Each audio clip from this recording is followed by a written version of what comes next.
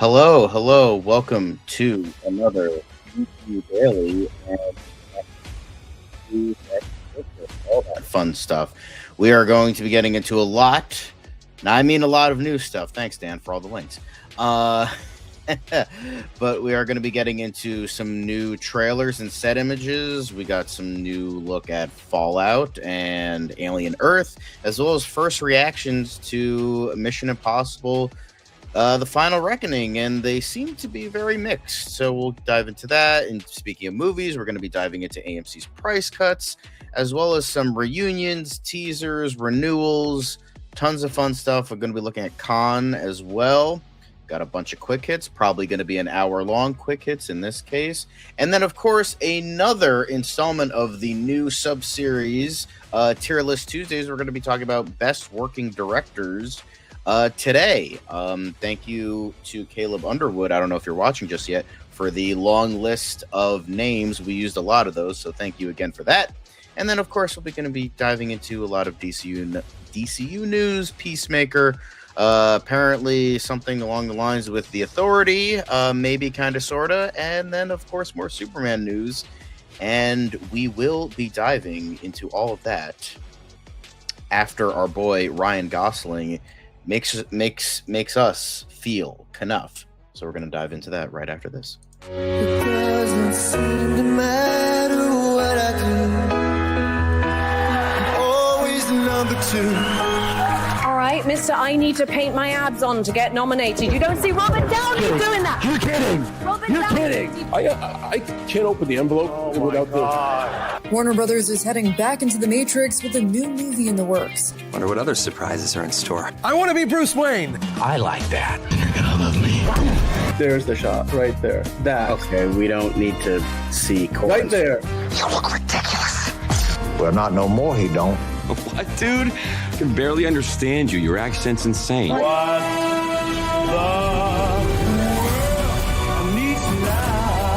Give me a hand up. Nope, I'm actually okay. Thank you very much. Oh, wow. Wow.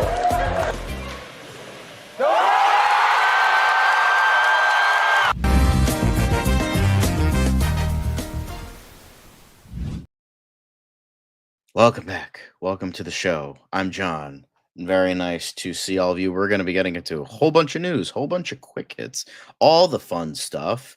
And Enterprise and Monique, very lovely to see you both. Enterprising reminding us to to the very few of you watching in the beginning.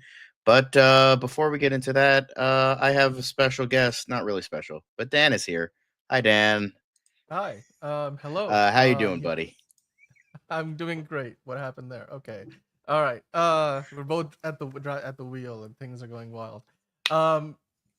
Yeah, no, I'm doing great. Sorry, I got thrown off a little bit. I'm usually not the one coming in second. Coming in hot. But yes, yeah, I'm lost for words. You have a lot to talk about, as per always. So I don't have my usual spiel, but So Mission much. Impossible, Spider Noir. There's a new teaser for Fallout Season 2. There's like some footage out there now with and Ryan Coogler did like a little Ironheart reel as well. And then we have to get into obviously the Superman teaser to the trailer, which drops tomorrow, and we'll be covering that. John and I haven't talked about it, but I mean, maybe we'll do an afternoon show because the trailer drops at noon. I don't know. We'll see if that is even a possibility. We might have to just come back around to it and later in the evening like we usually are. There's a lot to talk about. AMC is doing price cuts on Wednesdays. Dude, I don't know if that starts tomorrow. I don't think it does. No, I think Tomorrow it is starts Wednesday.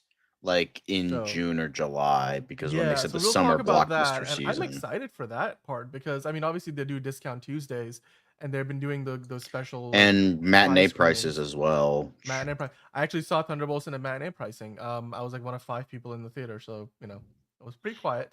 Yeah, and then Con is happening. The Con Film Festival. A lot of news coming out of there. A bunch of big stars getting new movies bought by companies for distribution. We have to talk about the upfronts because that's where a lot of the Marvel, Amazon news comes from. Marvel talking about even their new release cadence, how many movies and TV shows we're going to get from them every year moving forward. So we have that, of course. On the DC side, you saw it in the title. Tim Miller just kind of put it out there in the world that he would like to collaborate with Zack Snyder on a Authority movie. Yeah, so we've got the whole spectrum of things to discuss today. So with that in mind, let's kick things off. The first thing we want to do today is talk about the Mission Impossible, Final Reckoning. I keep wanting to say like Dead Reckoning because it's not the Dead Reckoning, but Mission Impossible: The Final Reckoning. The first reactions are out. There's a bunch of fan screenings that have happened. Critics have seen it, and Tom Cruise is literally going all over the world to promote it. He was, I think, in London at the BFI, at the British Film Institute, promoting it this week. I think I saw a bunch of stuff from them today. But the first reactions are out on the internet. Let's talk about that, John. And it's a breadth of good to decent to some not so good reviews, in the sense that most people are saying it's amazing. Obviously, you see the headline here. Astonishing is a word some people have used. It's being described as pure cinema. And so if you go off of like the Hollywood Reporter, I also saw similar things for Variety and Deadline. Tom Cruise has done it again. That's the early verdict from all the press screenings. It's being called jaw-dropping, like I said, insane, astonishing. It's the action movie of the summer. So let's go through some of the reviews. Let's talk about what people are saying. And again, these are the critics who have been seeing it at press screenings. So we'll talk about some of the ones in this article. Then I pulled up a different article, which also has a few things. So the first one here is Anthony Gagliardi. He said, Mission Impossible: Final Reckoning is the action movie of the summer. Tom Cruise defies all odds with jaw-dropping action built only for IMAX. Every stunt, every set piece, every second is designed to blow your mind. A pulse-pounding thrill ride, and Cruise remains the suspense builds, the king of spectacle. There you go. All right, so there's that one. Let's take a look at a couple more here, then I'll go to the other article. Germain Lucier, another critic, said that The Final Reckoning is oddly the least action-forward entry in the franchise. It's long, it's plotty, it's repetitive, but when those scenes do hit, holy shit, they're incredible. So I'm pretty mixed on it overall. High highs and low lows. So there you go. And then Eric Davis is saying that director Chris McQuarrie and star Tom Cruise truly take Mission Impossible to the next level with The Final Reckoning. Absolutely astonishing action moments meet a sprawling story with many nods to past Mission Impossible films. It's the biggest, wildest, and most consequential mission yet. So switching over though to another article in the Direct, and they had a much more downbeat take on this, I suppose, even though some of the same reviews are being featured here. But I guess it goes to show you, like you can kind of spin it in whichever direction you want to go. One of the reviews that they featured here said, "I'm really disappointed in Mission Impossible: The Dead Reckoning." See, again, doing it again. The Final Reckoning. They shouldn't have done that. It's so confusing. Anyway. Well, it's supposed to be called Dead Reckoning Part 1 and 2, but then they're like, Exactly. oh shit, Part 1 failed, okay. And then so they gotta redo this shit. Fair enough, but discussing films, Andrew J. Salazar said didn't really enjoy The Final Reckoning, and then a sad emoji, I guess, or text emoji, saying it's got McHugh's best and worst tendencies. The director Christopher McQuarrie, for example, stunning visuals bogged down by an overtly complex script that introduces so much that goes nowhere. Well, obviously, it feels like they were filming this without a script. Then we already looked at Salazar's. I think, did we look at Salazar's? No. Okay, so let's talk about this. They added to the thread saying that they were really disappointed. This does not feel like a grand finale at all. Even when trying to look at the positive, this comes nowhere near the highs of the last 4 movies combined. I'm really disappointed. First time I've seen a Mission Impossible movie and felt nothing. At least the pilot wing sequence rules, which I'm sure is where he's jumping between 2 planes. The Germain Lucier one we already talked about. Let's see if there's anything else here. Jeff Nelson, another mixed review, saying Mission Impossible: The Final Reckoning is action spectacle brimming with jaw-clenching suspense. That is when it isn't drowning in a tsunami of explosions and flashbacks. Really good when it's firing on all cylinders, but overall mixed. So John, let me ask you this. Based on the reviews, you're seeing a lot of reviews, are giving it a really, really, high praise. But then there are some reviews out there that aren't exactly all that positive. Like, they're not calling it pure cinema. They're not calling it the best thing ever. What are your thoughts on this? And does this change your expectations? Where does this put your mindset about like going to see this movie on Memorial Day weekend? I'm still excited for it. I mean, there are a lot of people out there. Here's the thing: a lot of people are like, "Oh, there's a lot of plot. There's a lot of this. It's overly complex." And I'm like, "Oh, so like the first movie, which I love and I think is one of the best of the franchise, even though everyone kind of forgets that movie exists for some reason." Um, I liked like it that movie felt like an espionage movie while the rest of the movies felt like action movies, which isn't bad, but I mean, it's been known for a long time apparently. I just found this out like a couple weeks ago where apparently they shoot the action sequences in like all these different parts of the world, and then they Yep, go back and write a like a documentary. script to Yep. make sure that they insert the action sequences somehow into the plot.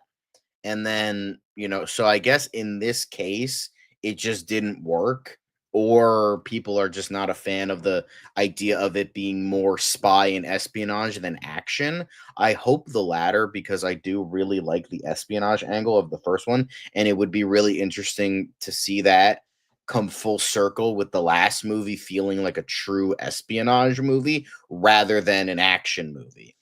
So, with that, I'm still curious. I still want to see it. I'm still really excited for it. And there's still a lot of people that are like, this is really good and it still offers a lot of great stuff.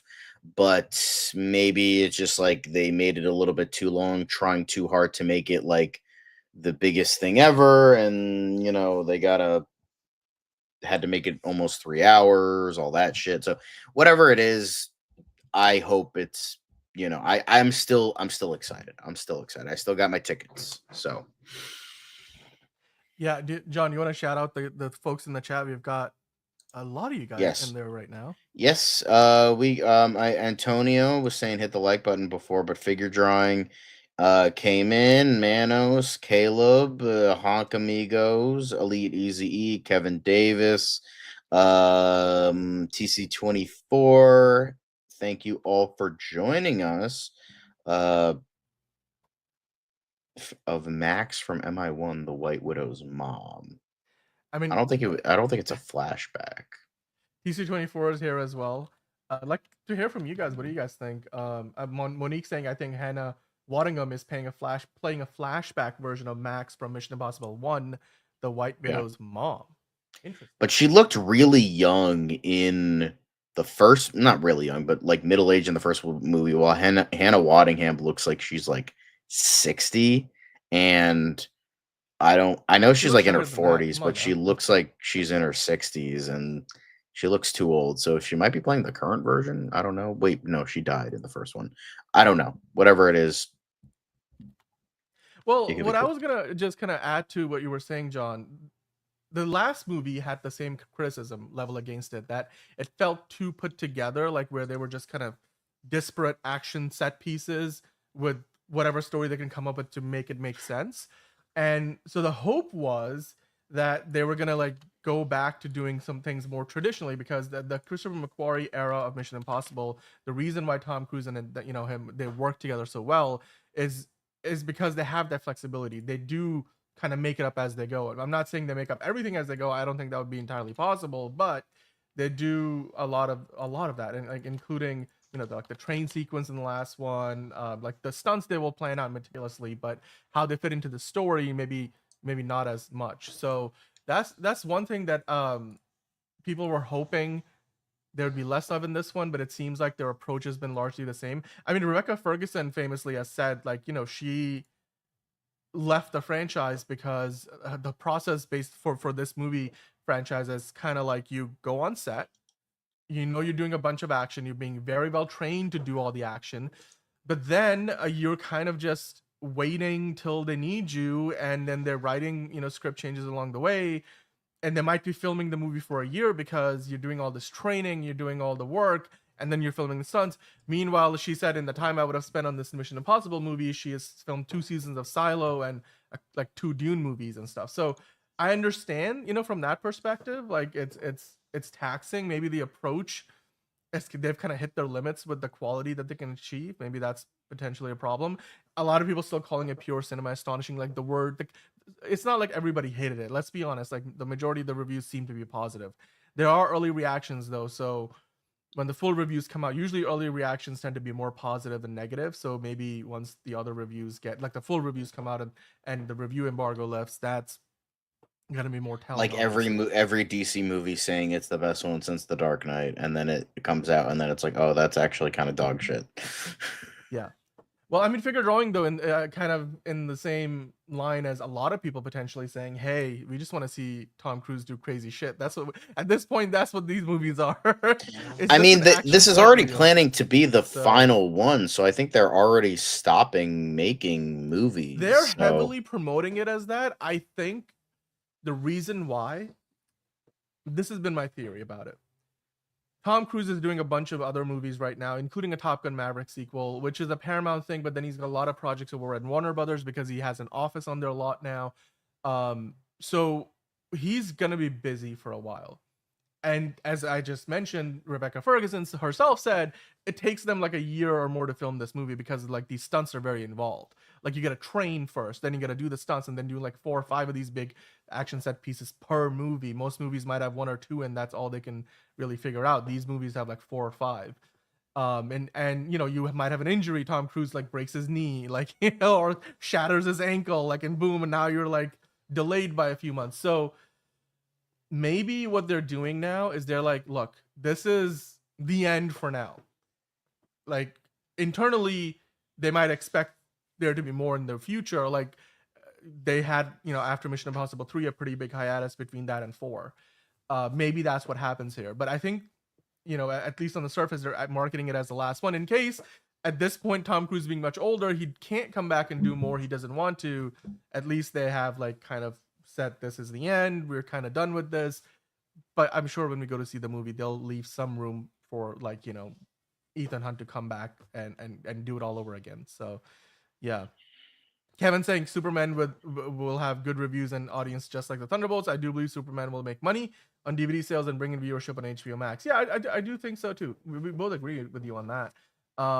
And Paramount is not giving up on Tom Cruise. I think Tom Cruise in general is moving forward with doing a lot of stuff with Warner Brothers, but he still has a lot of projects and franchises. Like he's a producer on the Mission Impossible franchise. So even if he isn't in the next movie, he's gonna be involved as a producer. So and he probably will have a lot of say on what it looks like. Enterprising saying a spin-off TV show is possible. And then Main Man fan saying just got in, so nice to be able to stay up at the West Coast. Yes, sir, we are here with you. If you're watching on the West Coast, then we are here to keep you company for the next few hours. I know that the Andor last 3 episodes, the series finale episodes, are airing right now. So if you guys are watching those, I mean, you know, absolutely do not blame you. But if you're spending your time with us, then, you know, would love that you are here. And we'll be talking about Andor a little bit. I started watching it recently. I'm behind, but holy shit, is it good. Thank you, Man fan. We think you are the best as well. So, John, with that, I want to kind of let the folks watching decide from here onwards, based on the comments that you saw, do you think, you know, Mission Impossible The Final Reckoning is going to be good or not? Because it is certainly looking like it's the last one. And just to kind of quickly mention, Simon Pegg was saying goodbye to the franchise and also talking about how it kind of rescued him from depressive alcoholism when he first joined in, and it gave him a real focus when he needed it. So not only is it that Tom Cruise and everybody else is talking about it, Simon Pegg also, you know, one of them, several actors talking about Ving Rhames. You could kind of tell like he's looking at this like maybe this is the end of one of Hollywood's most venerable franchises. So what do you guys think? Are the social media reactions more positive? Do you like what people are saying? Are you worried that a lot of the same mistakes they made in the previous Mission Impossible movie, Dead Reckoning, are what they're doing in the Final Reckoning? So let us know in the comments down below what you think about it. In the meantime, though, we've got still a lot more news to talk about. The next thing, though, John, AMC is cutting their prices. That is a miracle, right? Because every time you see a news of prices, about prices for movie tickets, about prices for streaming services, it's always going up. It's rare that we see something where they're actually slashing their prices, but that's apparently what AMC is doing. I guess they came to their senses and decided that, hey, we're going to do this thing called Discount Wednesday, because, I mean, we've already got things like Discount Tuesdays. I don't know if that's going to stick around or not. You have like the the A-list membership for AMC, and then other theaters have similar things where you can pay like 25-30 bucks a month and get 4 movies a week, which is crazy. You can watch 16 movies in a month. I mean, Liz probably does watch 16 movies in a month, so she's the perfect target audience for that. But now this idea of slashing prices almost in half, I think it was, for discount Wednesdays. These pricing these half off Wednesdays, I suppose, will begin on July 9th, which is just in time for Superman to come out. It's going to be when Jurassic World has already been released, and then Fantastic Four comes out. So the timing of this is obviously, key here as well, John. But just to kind of go over what they're actually doing. So beginning on July 9th, 2025, this is in the Hollywood Reporter, AMC Stubs members can buy a ticket for all releases at 50% off the normal adult evening ticket price. The new policy will commence several days before James Gunn's Superman flies into cinemas on July 11th, and not long after July 4th, tentpole Jurassic World Rebirth debuts on July 2nd. And of course, a couple of weeks after Superman Fantastic Four comes out. So it's going to be a packed month. So you can wait to go to see Jurassic World and see it on a discount Wednesday on July the 9th. And then, of course, Superman would then drop the following day in previews, John. So what are your thoughts on this whole thing? Because, it's kind of surprising. I think it's a good way to go, but the biggest problem I have, it's only available to Stubs list members.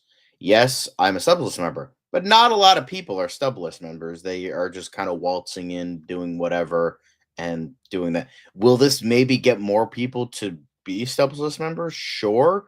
But at the same time, I think having it part of that is a little not great when, like, for discounted Tuesdays, you could just go in and like buy a ticket and it'll be discounted instead of having this, this program that you need to be a part of. Yeah, I mean, look, I still think it's a net positive if I were to kind of pick, because AMC Stubs isn't AMC A-List. AMC A-List is the one that you pay 25-30 bucks a month for. Stubs is like you pay like 15, whatever amount of, I think it's like $15 to $30, somewhere in that range, once a year, and that gives you your Stubs membership. So that's a pretty neat benefit to be able to then pay half off for not just, this is, and obviously they've already discounted, matinee pricing Tuesdays are cheaper, discount Tuesdays, but now on Wednesdays in the evening, Wednesdays are some of, the least busy parts of the week, because new movies drop on Thursdays for previews. Friday and the weekend obviously are where most movies make their money. So, and there might have some like overflow into Monday on a long weekend and stuff like that. But Tuesday, Wednesday, like, those are the days. Like Monday, Tuesday, Wednesdays are the days where the least amount of people are usually going to the movie theater. So I think this makes sense from a business standpoint. AMC just put out their latest what would you call it? Their latest earnings report, like a lot of companies did. And in that earnings report, their revenue was down, profits were down, and I'm guessing this is like a direct response to them trying to, find ways to at least show to their shareholders we're doing something about raising their revenue. And yeah, I mean, making the overall movie going experience better for people going to the movie theaters, including, I think, a lot of the concessions are really expensive right now. Like, they need to make them cheaper. Like, it doesn't make any sense to me, like that I'm going to be paying. I think with AMC just a couple of days ago when I was going to see the Thunderbolts, if I wanted to get a large popcorn and 2 large drinks, they were asking me for $27. That's ridiculous. That is just straight up ridiculous. Whereas a large drink is like 7 something change, and then a large popcorn is like around $9 or $10. So really, I'm not even saving more than $2 or $3 on the combo. So like, why give me the combo as an option? And I get a free upgrade because I'm an AMC A-List member anyway. So it didn't make any sense to me. Some of the pricing is really not ideal. So I think at least with the tickets pricing being lower, people will be more likely to spend up. Like if you're saving $20 on tickets, like if you go with 2 of your friends, 50% off is a big deal. You can then put that money towards getting popcorn and soda and stuff like that, which I'm sure that's gonna give, help the theaters out more, because they make much more money off of those versus the movie ticket itself. So Um, Derpy is in the chat saying, "I'm dressed up as Superman and ready for tomorrow." Dude, sleep in that. Wake up tomorrow, do your thing, do your big one, as Fiona would say, and then when it comes time for the trailer to drop, if you're on the West Coast, it's 9 a.m. On the East Coast, it's 12 p.m. noon. Watch the trailer, and you know what? Send us a photo. We'll pop it on the show. We'd love to see you in your best Superman attire. But John, what are your overall thoughts? Anything else you wanted to add on to this? Because obviously now we already have discount Tuesdays that are going to add half off Wednesdays as well. So I think it's, at a time when most companies are raising prices for AMC to do this, it's at least an olive branch for the people who want to go see movies but feel like it's too expensive. Yeah, I think I think this is a step in the right direction. I think AMC can afford with the ticket prices, considering that they don't make a lot of money on that anyway. It's mainly the concessions where they make all the But also money, Wednesdays are not that busy. and So, Wednesdays are not that busy. So, Yeah. you can, and it seems like it's for all day rather than just like matinee. So you definitely get people at night who like, because I mean, like, there's like an office like literally on the same lot of my AMC. Like, it's just like this it's the first thing you see. It's like this gigantic building. It's like this big office building, and then behind it you see all the AMC stuff. So it's like, oh, I'm getting out of the office. I could see a movie right now. Oh, it's Wednesday. I can get half off. So, I mean, that's what I would do if I worked there. I would just like fucking see movies constantly if I had a job there. But, not for me. So here I am doing this. But, I think I will say step in the right direction. Yeah. Well, Steven saying in the chat, hello, Steven, by the way. He's saying there's a new image of a David O. Russell project. I couldn't find it online. So if you want to guide us in the right direction, we'll bring it in for quick hits. But we do have a bunch of other quick hits. But guys, as we move on to the next topic, let us know in the comments down below. What do you think about the half off Wednesdays? Is it going to make you more likely to go see an AMC movie in a theater on a Wednesday? Especially like this is not even just for the morning. This is in the evening hours. So let us know in the comments down below. In the meantime, we're going to talk about something else on the movie production side of things. So John, we have talked about in recent past, over the past couple of years, even beyond that, on this podcast, for a long time, VFX artists need like a union, basically, right? And like we saw that a bunch of VFX artists who work for Marvel in-house unionized a while ago. Obviously we had all the horror stories about the people working for like those Spider-Verse movies for Sony, and like they're working 18-hour days, sleeping at their desk, peeing in jars, and blah blah blah, not getting paid enough, like just abuses of at the workplace, and of their labor, time, effort, talent. So I came across a story today that I thought was kind of worth talking about briefly. We don't have to spend a ton of time on this, but we'll see as it develops.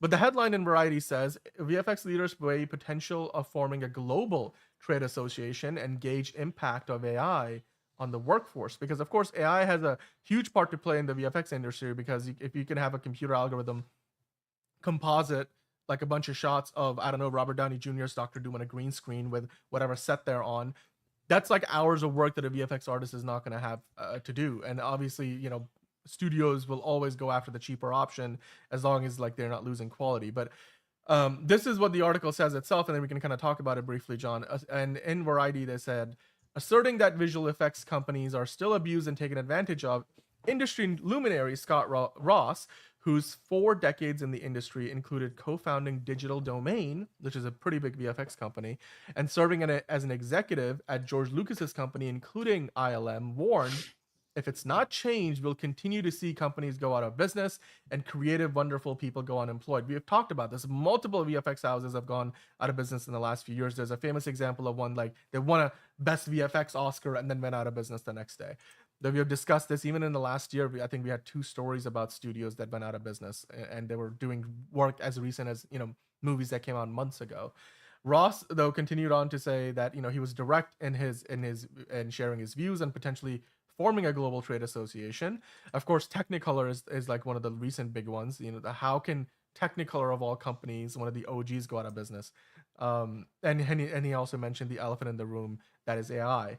This was at the Film and Media Exchange, and it was at Stuttgart, Germany. John, he started the panel moderated by veteran entertainment and tech executive Dave Gauge by admitting to the audience, "You're not going to like me because I'm actually going to tell the truth." So in general, it looks like Scott is pushing for the idea that, hey, a lot of us, especially like heads of VFX studios, need to really seriously start looking at the idea of unionizing.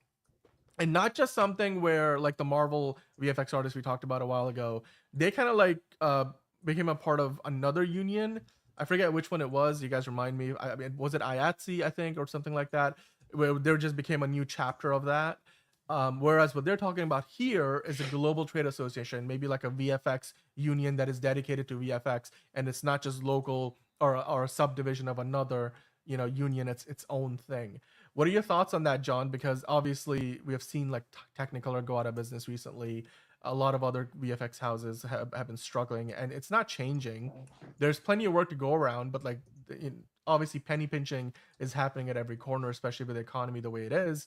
And with the threat of AI, VFX studios, might be turned away because a studio decides we've got a lot of technology in house and we can power AI with it, and we'd rather have them do the shot for a lot cheaper and for not having to worry about people who need to live, breathe, eat, pee and sleep, whatever. Like, what are your thoughts on this whole situation? Where do you land on this? I mean, I don't agree with AI taking over people's jobs and all that, but it's seems to be kind of the case where it's going. And then when it inevitably fails, because I think it will, I don't think we're gonna like reach Terminator levels anytime soon. But uh I don't think it's gonna totally. I think it's gonna crumble because like CGI is one thing. You still need animators to do CGI. Um, and even though I agree, Rick Baker, legend, and I do think that um that practicals are better, but however, I think that it will fail inevitably because it's like people are just gonna like not see fucking movies anymore. Like using AI as a tool, yeah, that's fine. Like change like tweaking an accent or something like that, but like taking a job from somebody else and putting it through AI, it's just going to be less creative, not nearly as interesting, and people are going to see that. Like some people are going to gobble anything up.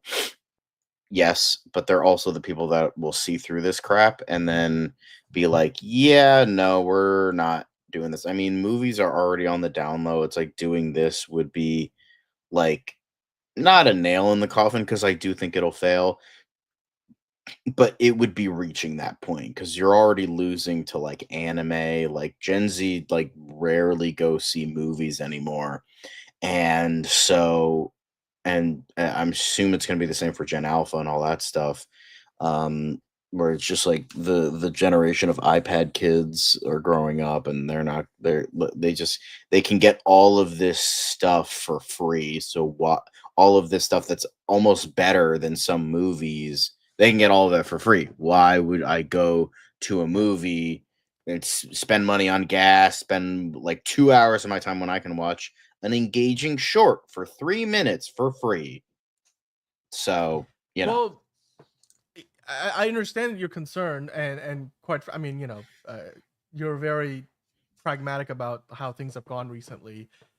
I just think we're kind of getting closer and closer to that threshold where enough is enough, and hopefully when they're raising concerns at such a high level, like, Scott Ross is a pretty significant figure in the VFX business. So he's not just some, hoodlum off the street. I don't know, like clearly not. But talking about this, so hopefully this leads to other leaders in the VFX industry also calling for similar changes. It's going to take a lot of effort and also just getting out of the, well, not out of the way, but overcoming, I should say, a lot of pushback from studios, because they certainly would not want this to happen, because it would mean that they'd have to provide better guarantees, probably raise the amount of money they pay, give them, give better project timelines and less unreasonable timelines to VFX art houses. And yeah, it's not something that the studios will go down lightly with. So hopefully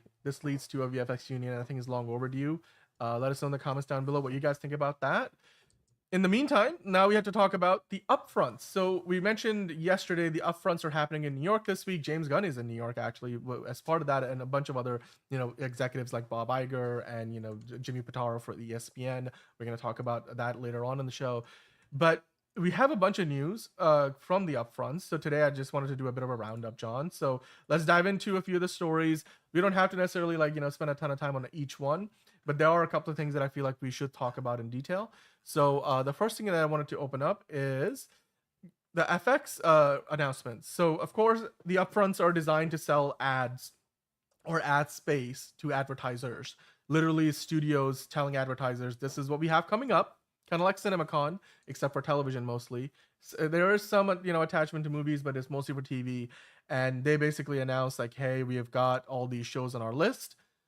This is where your ad dollars can go. So FX announced as part of that new premiere dates for The Bear season 4, Alien Earth, and Sterling Harlow's I think that's how you pronounce that name, Sterling Harlow's The Lowdown.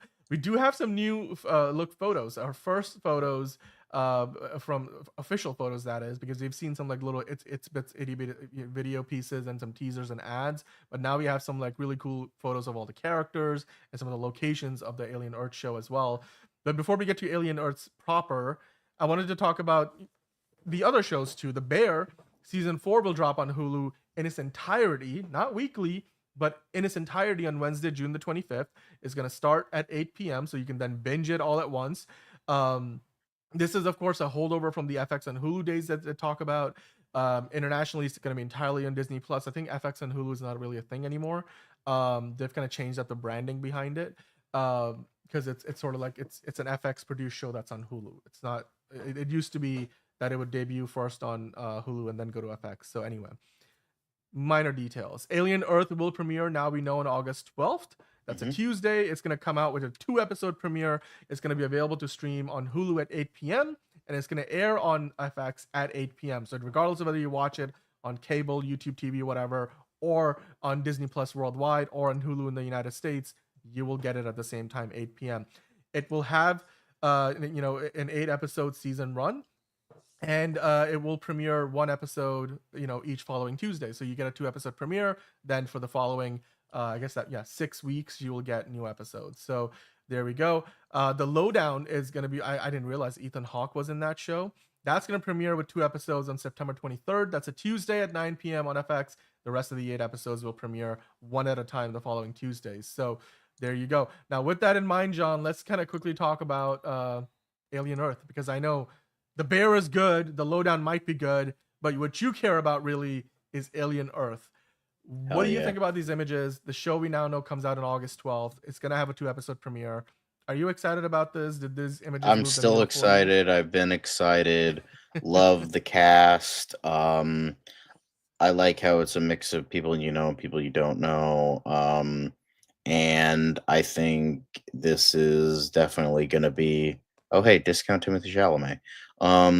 So I think this will be just a really great show and shows why Noah Hawley's one of the best. 2 great shows under his belt. And I can't wait. Yeah, I mean, these images look great. For the most part, they're showcasing characters. I mean, but you do get a little bit of an insight on some of the locations. I'm kind of surprised that some of the the backgrounds that we're seeing, like this image, for example, it doesn't look like that's an entirely real location. It looks a little bit of a CGI set extension. So it's exciting to me. I'm a fan of great sci-fi. Alien, the franchise, I think had seen better days, but this show looks fantastic. Noah Hawley doesn't usually miss, so I'm excited about that. Let us know in the comments or even in the live chat, guys. What do you think about this? 5 Ash said he loved Romulus. It rocked. Elite Easy saying The Bear is false advertising. Yeah, well, at least you'll get all episodes at once, so you don't have to worry about waiting each week for one. There we go. Caleb is still making jokes about AI. There we go. All right, so moving on to the next set of announcements. So ESPN, I mentioned earlier, Jimmy Pitaro was in New York. Of course, he usually works in Bristol, Connecticut for ESPN. But it's been a long time coming that ESPN has potentially, or not potentially, it's been, like I said, it's been a long time coming. ESPN has been wanting to and been working on putting together a new version of its offerings where you don't just get ESPN Plus, because obviously they have a streaming service called ESPN Plus that is like an exclusive content. They do allow you to watch some of their other live events that are available on the ESPN networks, but for the most part, it's it's a streaming service that you get stuff on there like Peyton's Places and stuff like that, or like Kobe used to have a show called Detail, which breaks down and analyzes basketball games, or takes you to other athletes' homes, and you get to spend a day with them, like with Peyton's Places. Or now they have like something called Stephanie's Places, which is more about wrestling because Stephanie McMahon does it and stuff like that. But for the longest time, ESPN has wanted to put out a streaming service that was basically everything ESPN, including any of the NFL games, the NBA games, NHL, every league that they have rights to, anything that you see on ESPN, ESPN2, ESPN News, ESPN, like all the other college networks, SEC network, the ACC network, all of those things. They wanted everything in one, an all-in-one streaming option, so that if you didn't have cable, you didn't have to need cable anymore, because you could just get this and that's all you need. That's everything ESPN. It's not just ESPN Plus where you get a lot of stuff, but then some of the stuff is you still need to get like normal ESPN for it on cable. And they gave it a name, quite simply saying it's just ESPN. All of ESPN, as you see there, all in one place. So they didn't call it like ESPN Plus Plus or anything like that. The pricing for this is going to be, there's going to be an unlimited plan that's going to be $30 a month. So I think that's not all that bad, especially if you don't have cable and you don't get to see like Monday Night Football, and this is your only way to do it now, unless you like watch it on ABC. Then there is a $36 a month bundle plan where you get ESPN Plus and Disney Plus. So that will give you, of course, Hulu and everything literally that Disney has to offer on streaming. So for $6 more, you can do that. I think that's a pretty good bargain, if you want to do that. They'll also give you a discounted price for that bundle at $30 a month, which is, $6 less than the usual price when you first sign on, getting ESPN Plus, Disney Plus, and the new ESPN. So this is a pretty good option overall. The Select plan, which is, I guess it used to be like what ESPN Plus is now, is going to become the Select plan. So you'll get just what ESPN Plus gets even today, and it will still be $12 a month, which is what it's called now. So if you just choose to stick with what you have, if you have ESPN Plus, it's still going to cost $12. And then if you choose to upgrade to everything ESPN, it's $30. If you want everything ESPN and everything Disney Plus, Hulu, that's $36, which will be discounted for $30 in the beginning. The launch date is not been disclosed, as it says there in Deadline. It's part of the announcements that Disney made at their upfront presentation today. John, your thoughts on this? Do you think this is a good move for ESPN? Because of course we all know cable has been dying a long, slow death for a long time, and ESPN, of course, has been a staple of cable packages for the longest time, and now this is kind of like their way of separating themselves, even though Bob Iger and Jimmy Pitaro both said, like, look, this doesn't say we're not abandoning cable, we're just diversifying, and now this is another option. But clearly what this is ESPN preparing for a cable-less world. So what are your thoughts on that? Cool. I don't watch sports. Cool. Well, you know what? I will say ditto. Cool and cool. And with that, guys, let us know in the comments down below what you think about this. I mean, are you a fan of sport like the NFL, NBA, NHL, and you've just been worried that, hey, if you don't have cable all of a sudden, you'll lose all of those things? Well, now you can get an ESPN version of ESPN, I guess, which will have everything ESPN. It will have all the stuff they have on ESPN, ESPN Plus, or ESPN Plus, yes, ESPN2, ESPN News. I've said ESPN a million times. Let us know in the comments what you think. And we will move on to talking about all the stuff that we got from Amazon yesterday at the upfronts, John, including, this was planned, but it was funny nonetheless, because it seems like Arnold Schwarzenegger went on rambling for a while, talking about, how ads are great and, full, funneling customers and stuff, and, all this lingo that is used in the marketing world, only to then have Jamie Lee Curtis come on stage and be like, hey, we gotta move on, which was a nice reunion for the 2 stars from back in the day. The movie they were kind of like running on about, or Arnold was The Man with the Bag, which he kept saying the man in the bag. But when they got behind the stage, or backstage, they were just kind of like catching up on the True Lies, which celebrated its 30 years anniversary last year. We actually did a whole tribute video for that. What are your thoughts on this? Again, just Amazon bringing out some personality, bringing out the stars, Jamie Lee Curtis, Arnold Schwarzenegger, back on stage together, and they had some fun with it. It's kind of like CinemaCon, except for TV, or I guess movies that go on Amazon Prime, since it has ads, it counts. So, poor Arnie says enterprising. Schwarzenegger was ranting like a Rick and Morty character for a second. Yes, he was. He was ranting for a little while. It was planned, though. I mean, John, are you surprised? Do you think this is just a stunt, or is this one that you were entertained by nonetheless? I didn't see it, so cool, I guess. Boy, you were just throwing cold water over so many things today. I mean, I like True Lies, great movie, but I will go back and watch True Lies, not two old people trying to be funny. So, Fair enough. Well, you know what you did see? I know you saw this.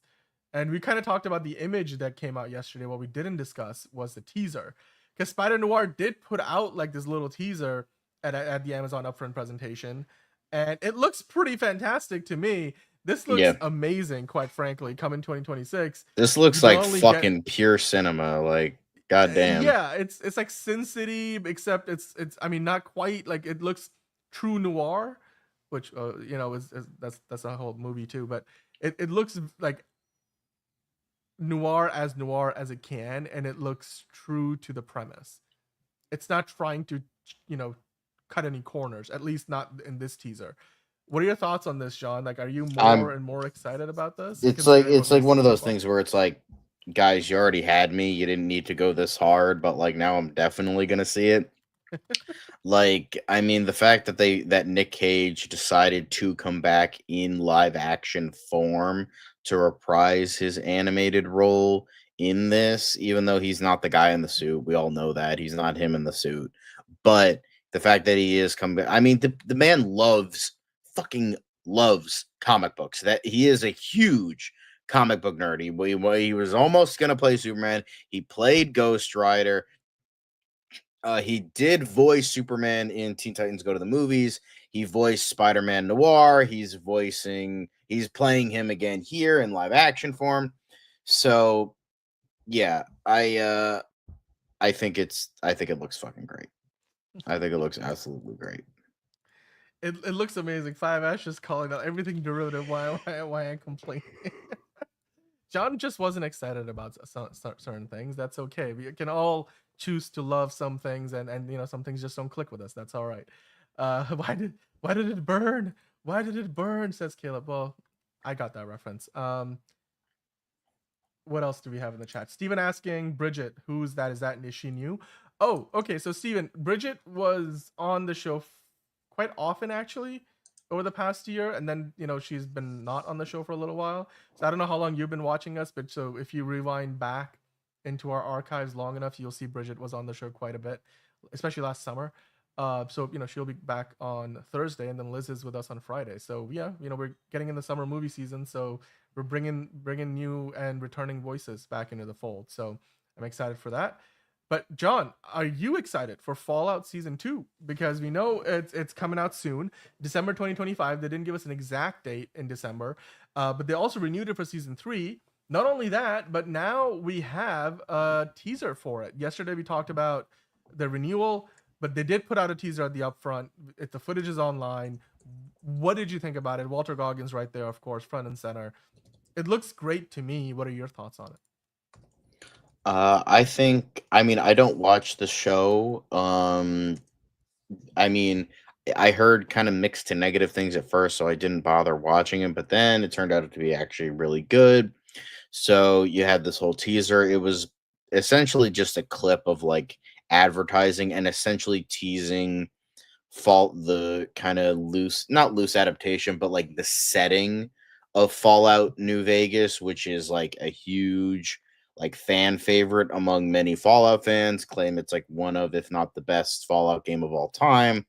So you do have all that. So I remember when people heard that it's gonna like go to New Vegas, people were like, "Oh my god, hell yes, let's go!" So excited.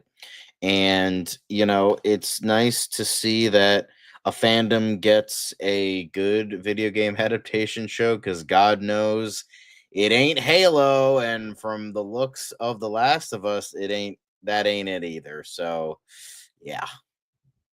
Also, Nicolas Cage playing John Madden. Oh, sorry. Did you go back to that? We were skipping ahead. No. We're moving back.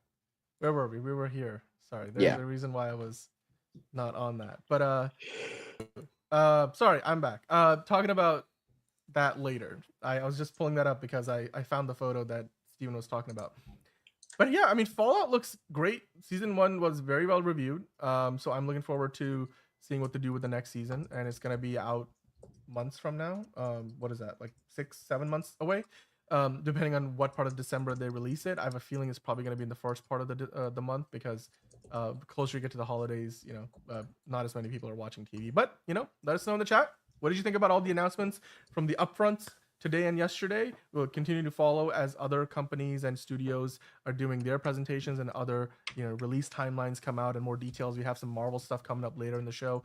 But get in the comments down below. Let us know what you thought about the Fallout teaser, what you thought about all the stuff from Spider-Man Noir, as well as, of course, Arnold and Jamie Lee Curtis joining back up on stage, the Alien Earth images, the bear dropping all episodes at once for this new season. Get in the comments and tell us what you thought. Right now, John, we're going to have to talk about some con news. We're going to do it in a bit of a quick hit style. You stop me where you feel like we need to talk about something. Because there was a bunch of news, because today the Cannes Film Festival kicked off. And so a lot of movies are being sold to distributors. You have a bunch of stars who are making their directorial debuts or starring in new movies that are now out for distributors to pick up, including Robin and the Hoods, starring Naomi Harris and Gwendolyn Christie. Of course, you see her in the back. She was in the latest season of Severance. She was in the Star Wars movies. More importantly, she was in Game of Thrones. And this movie has now sold to US and multiple other territories ahead of the Cannes market even opening up officially. So that's one. The next one I wanted to mention quickly, it's going to be Neon, winners of several of the last Oscars for Best Picture. They have picked up Sebastian Stan and Renate Rensve starrers Fjord. Neon has acquired the North American and multiple international rights for the English language debut of the Romanian director Christian Mungiu. Somebody tell me if I pronounced that wrong. It reteams the actors, of course, who also starred together in A Different Man. John, is this one that you would care for, considering Neon is putting their heft behind it? You got to imagine it's a good one. Could be interesting. I do like Sebastian Stan. Her Different Man was great. Yeah. Nice. By the way, we got Hugo in the chat. I don't know what Figure Drawing was saying, but he's saying, John, you need better sources. So I don't know what that was about. But anyway, Figure Drawing and Five Ash getting on John's nerves today a little bit. Or maybe John getting on their nerves. Who knows? Maybe it's both ways. Yeah, I don't really give a shit what they think. All good. Well, we do want to hear from you guys in the comments, and everything hits all of us differently, so it's all subjective at the end of the day. We do have Tier List Tuesday coming up later, and Caleb, you gave us some ideas for it. We have some ideas. The best directors working in the business today, we will rank them, so do stick around for that. But right now, continuing on with the upfronts, John, Mads Mikkelsen set to star in Sirius. It's a directorial debut from Christopher Nolan's editor, Lee Smith. Lee Smith has edited multiple films for Christopher Nolan, and now he's actually gonna make his debut as a director. I wonder if he's any good. The action thriller will be released by Neon Label Decal, so not Neon directly, but Neon Label Decal. So still under the Neon House or House of Neon. I don't know what you want to call it. It's gonna be in the U.S. That's where this deal has been made, with the company selling international rights at Cannes. So at Cannes, they'll try to get somebody else to buy out the international rights, but domestically in the U.S., Decal is going to release this. What are your thoughts on this? Mads Mikkelsen doing another action thriller. Do you think this is going to be another one of those John Wick derivatives, or is this something more involved? Hopefully, it's something more. I feel like Mads Mikkelsen is the type of guy that keeps getting his talents wasted in American movies because they wasted him in Rogue One. They wasted him in Doctor Strange. They wasted him in the only thing I think they haven't wasted him in was Hannibal, and they eventually canceled that. So I guess they did kind of waste him. I just feel like everything he does in America, it's just like is so undeserving of his talents. Like hopefully this, I heard Mute was very or not Mute. What was that? Polar, that Netflix movie that was apparently not very good. It's just like I feel Wasn't like it like John Wick in the Arctic? Is that what that or was? something. I don't remember. Hopefully It's this like, doesn't waste speed his on a train, talents. Hopefully speed on a this is plane. actually good and not just like another John Wick ripoff. Well, Yeah. not like I hate them or anything, but would like to see a little There's bit some more. good ones. Yeah. Nobody is technically that, and it's pretty good. We do have Enterprising already in the chat talking about Horizon Dawn. That one, the Horizon Zero Dawn series looks interesting. God of War, another one of those video game adaptations that I'm excited about. In addition to, of course, Fallout. And then Ron earlier dropped by in the chat. Hello, Ron. I just caught your message. So welcome on in. Emma Roberts and Matt Rife are set to star in romantic comedy Marriage Material. This was an exclusive in Variety, and they're set to star in this new movie together from BuzzFeed Studios. Just like an onslaught of terribleness. Like you have, I mean, Matt Rife, he has really good crowd work, but his like actual comedy is just not funny. And so like you have a mediocre comedian, an abuser, and a has-been website known for clickbait and like what type of bread are you quizzes is now making a movie. So this is just like a three-way of terribleness. So cool. Yeah, definitely know what to avoid. BuzzFeed Studios, I was like, uh-oh. BuzzFeed has like a movie studio? Like exactly, Ron. I was like, whoa, but BuzzFeed Studios? What is this gonna be? The 5 ways that you could be a Marriage Material? I don't know. Like it's some kind of like that's gonna be either some kind of really meta aspect of the plot or whatever. I don't know. It looks, I guess we'll see. I mean, see you're when the gonna trailer get all the ladies to watch that because they So, all love Matt Rife. yeah. So Maybe they'll put it out on YouTube. Who knows? Did BuzzFeed go bankrupt, Ron? I don't know if BuzzFeed went BuzzFeed? No, BuzzFeed. BuzzFeed is something completely different that I'm not familiar with. But Bucking Fastard, I see what they did there. The first look at Kate Mara and sister Rooney Mara's Werner Herzog feature film just came out. Orlando Bloom and Domhnall Gleeson are also in the movie. It's about two sisters so close that they start digging a tunnel through a mountain range that Hanway is promoting to buyers at the Cannes market. that sounds very Werner Herzog. That's like, how I was gonna say. that sounds like the most Werner Herzog thing I've ever fucking heard in my life. So I have not. I don't believe I have seen a Herzog film. I am as a film nerd, I am very aware of him. I don't think his movies are for me, hence why I haven't watched any. But I am. Maybe this will be the first one. I'm curious, and Herzog is a legend, maybe in all the wrong ways. So, what kind of bread? Yeah, just like that's the type of I just read that and I was like, wait, what? They're so close that they start digging a tunnel through a mountain range. I'm like, did I read that right? Is there like a Klaus Kinski? Yeah, Klaus Kinski was a piece of shit, but he was an incredible actor, so there is that. Yeah. Well, I the title, is something that I saw. I was like, oh, Bucking Fastard. I know what they did there. Is this a movie about like dyslexia or something? But I don't know. I guess we'll find out. Moving on to the next thing. The Cannes Film Festival, famously or infamously, earlier today made it official. Nudity and voluminous outfits are banned on the red carpet.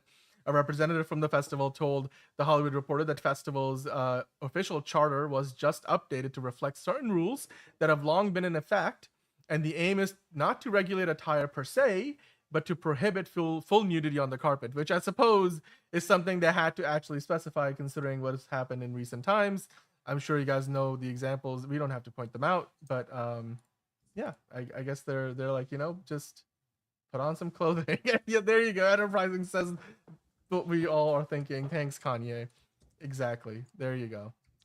Why is that ad is the opposite of what should be showing on this page?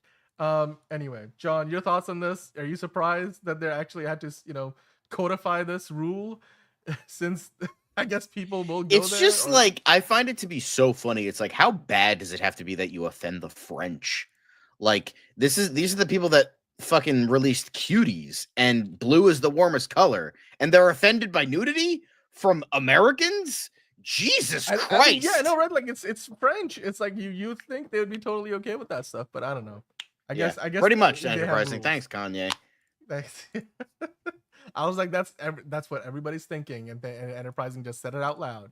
Now, of course, Halle Berry praised the rule change, but also while she was, at Cannes today, she was asked a few things about, especially like James Bond, because she was part of the James Bond franchise back in the 90s, famously or infamously, depending on your opinion of those movies with the Pierce Brosnan era. But Halle Berry was asked about the Bond franchise. I know Monique had asked a question earlier this week, I think maybe even last week. When will they announce the new Bond director and actor? It feels way overdue. I think they're working on it now that they have new producers in the house, and whatever Amy Pascal, and I forget, was the other person's name David something? They're the ones in charge of this now. But at least from Halle Berry's perspective, she said that I don't know if James Bond should be a woman, and she doubts that the Jinx spinoff movie will ever get made at Amazon. Of course, Jinx was her character in that Pierce Brosnan Bond movie from the 90s. I'm forgetting which was it. Die Another Day. Die Another Day. Die Another. Yeah. She said that it should have happened already. The fact that it hasn't, it's probably not likely to happen now. Are you surprised by what she had to say there, John? She was part of the press conference because she's on the jury for the Cannes Film Festival. Stop making characters for these things that they aren't, like, for the sake of doing it. Like, it's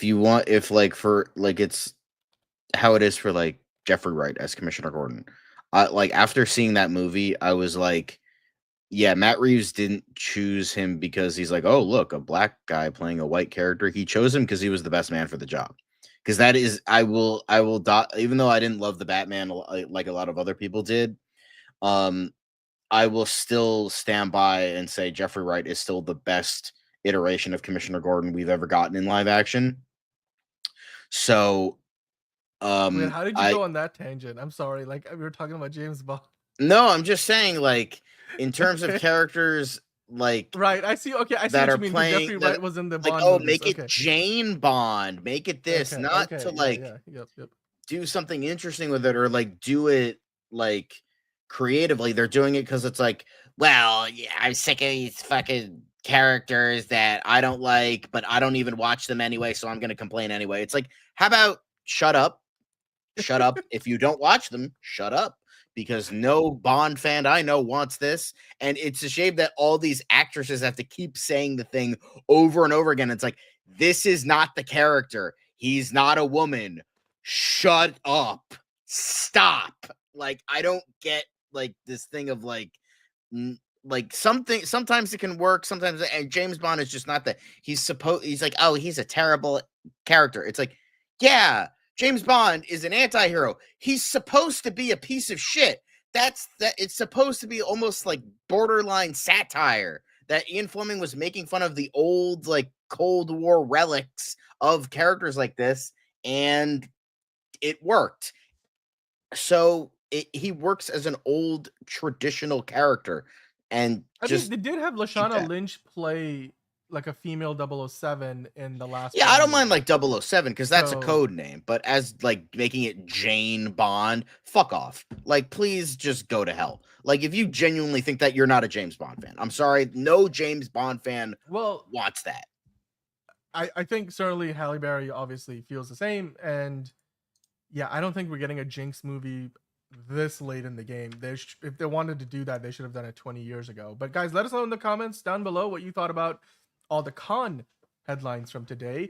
The festival will continue over the course of the rest of the week. We will talk about anything big that happens, other movies getting sold, new IP, getting distributed through, whether it's internationally within the US, Neon buying a few movies. I'm sure there'll be other studios and distributors picking up a few things, any other news that we get, including I think Mission Impossible is making its red carpet premiere at Cannes as well. So Tom Cruise is making his way around the world, and he's going to ultimately end up at Cannes with the rest of the cast. And we'll actually talk about that a little bit more later because Haley Atwell is already also doing promotion for it. So let us know in the comments down below what you thought about it.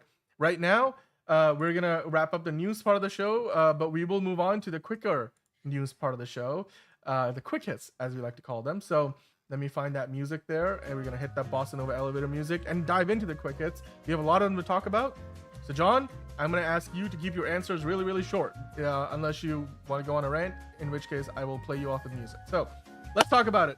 Exclusive first image of Nicolas Cage as football icon John Madden and Christian Bale as Raiders owner Al Davis in Amazon MGM's Madden movie just got released. This is what Steven, thank you Steven for bringing this to our attention, because this happened while we have been live. I you know what? Honestly, perfect. I'm down. Watch it. This is great. I mean, I like the idea of it. I love Nick Cage playing John Madden. I love Christian Bale. I love John Mulaney, Catherine Hahn, all of these great people. Unfortunately, it's being directed by David O. Russell, who I think is a rather mediocre filmmaker and also a gigantic and toxic pile of crap. So I don't think I'll be watching this. Ron is like too American for me. Pass. Oh yeah, because Ron is Canadian. Yeah, I'm sure. Is there a Madden equivalent for Canadian football? Like, I don't know. But dude, David O. Russell has made quite a few good movies. This movie also stars John Mulaney, Catherine Hahn, and Sienna Miller. So they've got quite the cast. Nicolas Cage looks like John Madden. So I'm down. I want to see this. I totally forgot that Christian Bale was also a part of this. It's now starting to film, and I can't wait. It looks like, by the way, they're filming at the old Oakland Raiders stadium too. That looks like the Raiders, like obviously not where the Las Vegas Raiders play now. That's the Oakland Raiders stadium where the Oakland Athletics used to play as well, who also are moving to Vegas. So anywho, moving on to the next thing, we're gonna talk about a couple of Tom stories. Tom Hardy said that his body is all falling to bits now after action movies and injuries. It's not going to get better. He mentioned that he's broken some bones and torn tendons and ligaments and stuff, playing Bane in The Dark Knight Rises, Max, of course, in Mad Max Fury Road, The Revenant, Warrior, the Venom trilogy. It's gotten him bruised and battered over the years, and I guess he's not all too happy about it. John, are you surprised by this? I guess, or do you feel like it just goes with the territory of doing movies like that? Of course, Daniel Craig suffered injuries during James Bond. Tom Cruise, we talked about, has been injured multiple times doing the Mission Impossible movies. Mm-hmm. How do you feel about what Tom Hardy has to say with his record with so many different action franchises that he's been a part of? Jackie Chan just says to him, "Pussy." No, I'm kidding. But yeah, I mean, just stop doing action movies, man. Like your body, you're like in your 40s, 50s now. Your body's just not built for that stuff anymore. So just move on. I mean, he can still be in great movies. It's just, Yeah. Well, talking about the other Tom, we shouldn't call him the other Tom. He's probably the Tom, and if anything, Tom Hardy's the other Tom. Tom Cruise, well, as I mentioned at the start of the show, he was at the BFI, the British Film Institute, today, and he was talking about basically the Mission Impossible, the Final Reckoning. He was like on the roof of the place. They had like a drone shot that they filmed of him promoting the movie, and then he showed up to a special screening of Mission Impossible Fallout, which was voted on by members of the BFI, I believe. So this was at last night's screening, and he was there today filming more content for the new movie. But they were going to be playing Fallout for the folks in the theater, and he went in and he said, "Guys, you're amazing for coming out and supporting us." And of course, you can see there on the screen it says it's his privilege to be here, and he looks forward to you guys seeing Fallout, which I think a lot of people still believe is probably the best Mission Impossible movie, or at least one of the best. And it looks like, based on the first reactions to the new movie, the Final Reckoning, it may still continue to be the best Mission Impossible movie. John, what do you think about Tom Cruise showing up and showing out at the BFI IMAX screening of Fallout last night? Cool and awesome. Love to see it. love to see it too. He's like, I love you too. There was like a heckler in their audience, like, we love you, Tom. He's like, I love you too. It's like, you love that. He's rolling with the punches. Yesterday we talked about the Office offshoot, the paper, but we missed the fact that they did put out an image.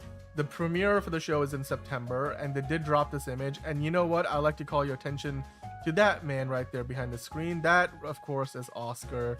So I'm like, he's gonna be our anchor for all the fans of The Office looking for one character that ties it into the original show.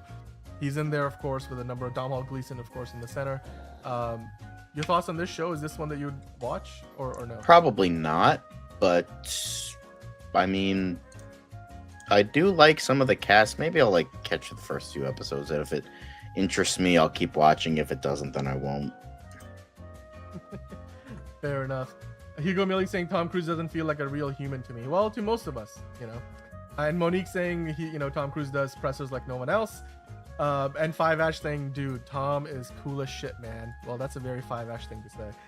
Marvel Studios, we're gonna talk about a bunch of Marvel stuff from here for the quickest. We do have a few other things, but a lot of Marvel stuff, just forewarning you guys. And then we dive into Tier List Tuesday and then DCU Daily, so stick around. But John, Marvel Studios just cast a major actress to play Magneto's daughter. But hold on, they're not talking about in the MCU. They're talking about the Disney Plus X-Men 97 show. And the big actress they're talking about is Neve Campbell, who's going to be basically playing Polaris, the daughter of Magneto. And because at first the headline clearly implies, oh shit, they cast a new Scarlet Witch for the MCU. What? Calm down. It's Polaris, and it's going to be voiced by Neve Campbell. It's not for the live action MCU. It's going to be for the X-Men 97 show. Your thoughts? Awesome. I'm not gonna watch it. No ill will. It's just I never watched the animated series, the X-Men animated series, so I don't have any context for watching X-Men 97. But if I did, I would watch it. I like Neve Campbell. I've heard great things about X-Men 97. Although even though Bo DeMeo, not a great person, and I'm not sure, but he was the reason why season 1 was so good. So we'll see how season 2 is for people. But yeah, exciting. Yeah, I agree with you there. I think this is gonna be fun. The first season was nice, and it looks like people are excited about the new one. Speaking of upcoming Marvel projects though, John, Lego just fully revealed the first ever Fantastic Four set featuring Galactus, and that's really what I wanted to kind of focus on, because a lot of times you get like our first look at a character through the toys. You can clearly see the Fantastic Four there, but you also see Galactus. Now, I remember hearing from the director of the movie that they did actually put the actor playing Galactus in a physical costume and then kind of scaled it up. I'm sure there's some CGI involved along the way as well. But what are your thoughts on the look of Galactus? It looks very comic booky here. Of course, as comic booky as a Lego, thing can, but does this give you any more insight into what Galactus will look like in the movie? I mean, it doesn't really show a ton, but like it shows a little bit, and yeah, I kind of like. I think it's kind of cool how they made him like a Bionicle figure, and then all the other ones are like regular minifigures. Yeah. So that's pretty cool. I kind of like that. But I mean, this is like pretty much a comic accurate design, and this is what I imagine Galactus will look like in the movie. So it works. Yeah. Yep. Well, we'll just have to wait and see until the next trailer drops if you get any more out of Galactus. But hey, Haley Atwell, I mentioned earlier, she's promoting the new Mission Impossible movie, and she was asked, "Hey, are you returning as Peggy, aka Captain Carter, in Avengers: Doomsday?" And he was like, "Huh? What? What are you talking about? I would love to. They haven't asked me. If they did, it'd be great. But I've kind of moved on from that part of my life. But I love playing the character, and yeah, after getting halved, I can't imagine you would go back to that." She was like, if they have a chair for me, I'll sit in it. So it's news to her though, John. Do you think she's lying? Is she doing an Andrew Garfield here? I can't imagine why they would bring Captain Carter back or the original Agent Carter back. So yeah. Well, I wouldn't be surprised though. I wouldn't be surprised if she did actually come back as either of those characters. But Captain America 4, speaking of Captain America, Brave New World is set for a Disney Plus release on May 28th. So you can stream it on May 28th. If you didn't watch it and you are really, itching to see it, there you go, May 28th, and In a couple of weeks from now, you can see it on Disney Plus. I don't think we need to really talk much about that. We have sort of talked about it at length on the channel already. Marvel Studios were prevented apparently from one epic MCU character returning in Phase 5, according to the direct John. Really what they're talking about here is at one point in the development of Thunderbolts, they were gonna have Man-Thing in the movie. And that's something coming directly from the director himself, Jake Schreier. I don't know why they didn't include him. He was in Werewolf by Night, but would you have liked to see Man-Thing in Thunderbolts, or would it have been a step too far for that movie? Yeah, I think it would have been a little bit too much, considering it's like all of these characters are essentially like mercenary soldiers and, you know, slightly above superhuman levels. Even Sentry is kind of fitting into that of like he was drugged and then, you know, became this. But I would have liked to have seen it because that would have been awesome, but it would have been very distracting. Because it, like, at least with Guardians of the Galaxy, like, Groot is like part of the weirdness of it. This would have stuck out like a sore thumb, or perhaps a green thumb. Would have been awesome, yes, but I don't think it would have worked. Well, it seems like what also might not work is Ian Gurfoyd's return as Mr. Fantastic in Avengers Doomsday. Just yesterday, we talked about how there might be a sequence in the new Fantastic Four movie where the Council of Reeds pays tribute to one of the John Krasinski's now dead Mr. Fantastic, and maybe Ian Gurfoyd has already filmed or will be filming a cameo. Well, according to Ian himself, he's not been called. Like, he says, you know, no, not at all. I haven't been invited, but if they do invite me, if they invited me in a heartbeat, I would go and do it. So I guess Ewan is not doing this, or is he also doing an Andrew Garfield? John, what do you think? I mean, we're already getting Fantastic Four in the movie, and we're already getting like the new Fantastic Four. It doesn't make sense to bring back the old one because it's like they're bringing back the X-Men because the MCU doesn't have an X-Men yet. So they're bringing in the old X-Men to like probably like finally pass the torch on from Fox to the MCU, even though they've done that like 6 times at this point, it feels like. I mean, they've done that with Logan, they did it with Legion, they did it with Deadpool and Wolverine, so it's like, all right, how many times are we gonna Dark Phoenix technically, so it's like, how many times are we gonna have the Fox X-Men end?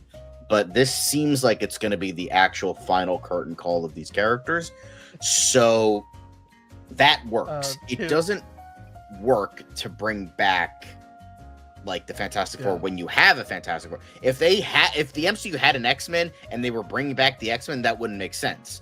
So yeah. Hale saying John Krasinski mom spaghetti. Perfect description of what happened in that movie.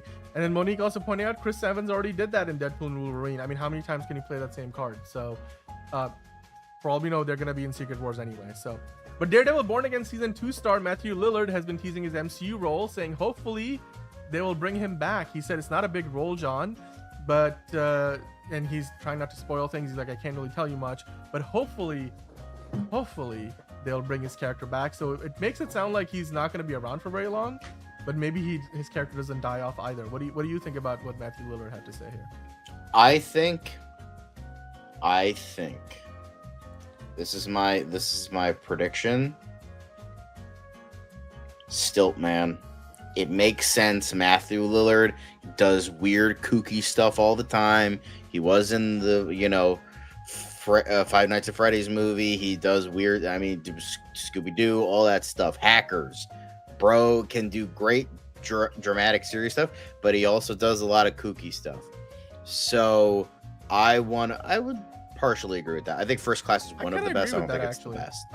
But I think I think they're going to do like a friggin' silly character with Matthew Lillard, and they're gonna bring him in as Stiltman or someone, or like Big Wheel or like something like that. That would be awesome. Well, you know what's also awesome? We now know officially Kristen Ritter is coming back as Jessica Jones in Daredevil Born Again Season 2. And well, we might be just headed towards a proper Defenders reunion, but Kristen Ritter confirmed. to join Charlie Cox. John, are you excited? This is just feeding into my theory. My theory was, they're gonna bring back, if this goes on for at least 3 seasons, 4 seasons, then yeah, we're essentially gonna get a defender each season. I think that I'll even believe they'll bring back Iron Fist. I know everyone, don't bring back Iron Fist. I think he deserves another chance. So I think they're gonna bring a defender back each season, and then maybe in season 4, aka season 7, they're gonna have the defenders come back, and it'll maybe actually be halfway decent rather than the miniseries, which was not all that great. Yeah. Well, but what? Cool. We're getting her back, but we are also getting Yahya Abdul-Mateen jumping over from DC to Marvel, playing Wonder Man, which comes out later this year. Is going to be premiering in December on Disney Plus. We don't quite know what date in December, kind of like similar to one of the other shows you mentioned earlier. What was the other one that we talked about? Fallout, is it? Mm-hmm. Or no, Fallout has this. Yeah, whatever. Anyway, but Wonder Man from Disney Plus and the MCU. He's gonna have 8 episodes, and each one is gonna be around 30 minutes. John, what are your thoughts on that? I expected this would be more of like a dramatic, like 40, 45. Then again, Disney Plus barely does 40-minute episodes, so I guess that shouldn't be surprising. Does it make you any more excited for the show or no? Nope, don't care. I think, again, this is one of the last of the Chapek era, and they just want to... Yeah, 30 minutes, here's 8 episodes. This is pretty good, though. Because I think Destin Daniel Cretton has been working on this. Who directed Shang-Chi. We'll see. We'll see. But maybe it's good, maybe it's not. I don't really care. We do have Hosea in the chat now. Hello, Hosea. You are not late. We're going to get to the DC stuff soon. We have been just going to get through the quickest. And you're in time for the Tier List Tuesday, because we will get into that as well in a little bit. But speaking of getting into things, Ryan Coogler is getting into the promotion finally for Ironheart, which is going to drop his first trailer tomorrow. And the series will premiere with 3 episodes, which is the first MCU show, kind of like Andor has been doing, coming out the gates with 3 episodes in this premiere day on June 24th, John. And this is the behind-the-scenes look at the show, but also to kind of give you a little more of an idea of what the show's details are. We're gonna get, like I said, a 3-episode premiere, but after that, you're gonna get, I think, the rest of the episodes 1 episode at a time, and we've already gotten a few looks at the characters, the main characters. You've also got young Han Solo there. What are your thoughts on this show? Ryan Coogler, of course, has been a part of this, producing it, and we're gonna get a trailer, so we're gonna talk about it tomorrow. I'm pretty sure. Don't care. Cool. Tight. Moving on to the next thing. So, Marvel Studios also updated their yearly output plan as part of the upfronts presentations, giving us a better idea of how many movies and TV shows we should expect from the MCU, saying 3 movies max, 1 to 2 live action shows, and 2 animated shows a year. John, are you liking that? Or that's better. I think that makes sense. Makes sense with what James Gunn wants to do with the DCU. 2 movies a year, 2 shows a year, and then but I think it's mainly 2 live action, 2 animated. That sounds like the right vibe, but I think 3 movies might be a bit much. I think they should go 2 shows, 2 movies, and then it can be 2 animated, 2 live action, or 1 of each. I think it's a bit much. It's better now than the 9 projects that are coming out this year. So it's better, but still, I think it needs to be pulled. I think you need to really go bare bones and then build it back up again. Have 1 movie, maybe 2, and then maybe 1 show.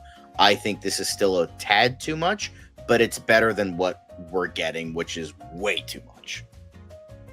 Yeah. Well, here's what I will say. 3 movies at most is a good, ceiling. There will be years where they might do 2. I doubt there's going to be a year where they only do 1. The only reason we had that last year was because of did we have it? Yeah, it was Deadpool and Wolverine, right? Actually, but yeah, so, and that was because of the strikes and everything getting moved around. It's going to be rare that we only get 1, so probably going to be 2 to 3 movies a year. 1 to 2 live action shows is, I think, perfect. Unlike this year where we were getting 5, which is a rarity, and again, a lot of the holdovers from the Chapek era. 2 animated shows is fine. You know, X-Men 97 is an example, Marvel Zombies is another example. Those aren't nearly as consequential to the larger picture of the MCU. So overall, I think I'm okay with that. I think this would be totally cool. This is kind of more in line with what DC is doing as well. So good for them. Speaking of Disney Plus though, John, we were talking about it earlier, Andor.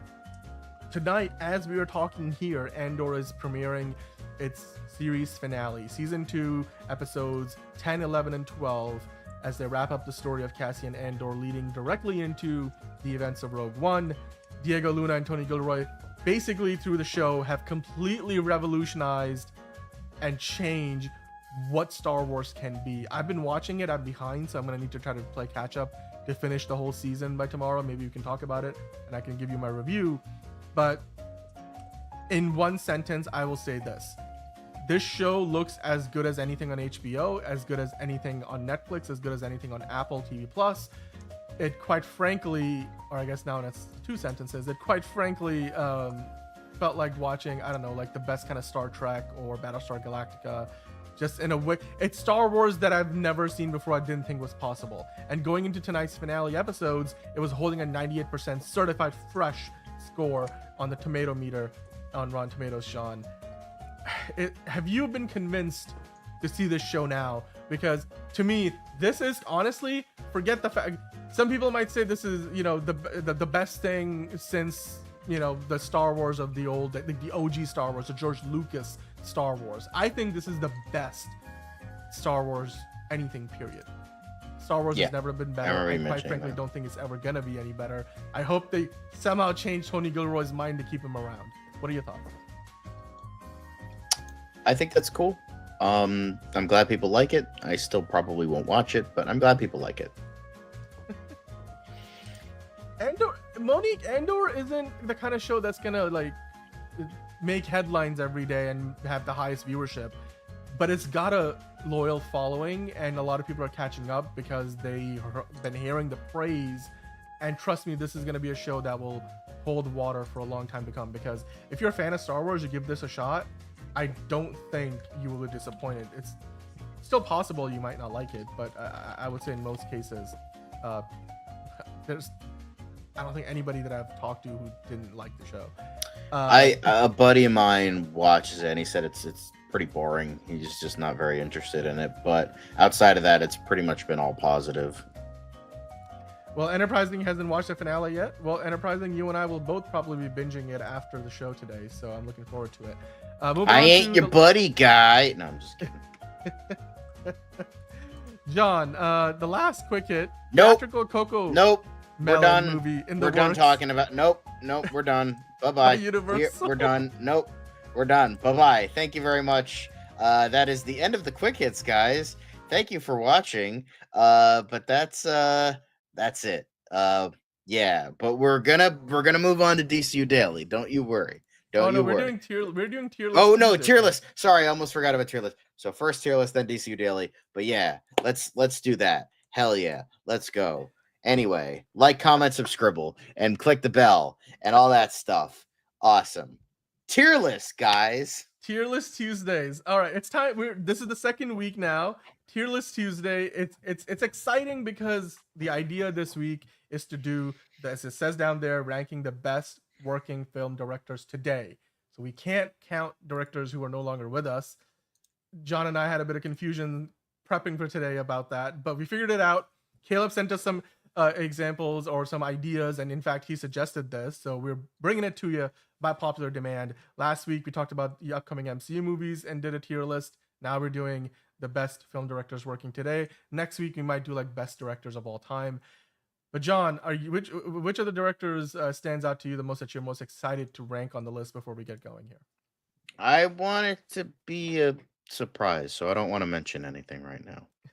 But yeah, I'm very excited. Enough.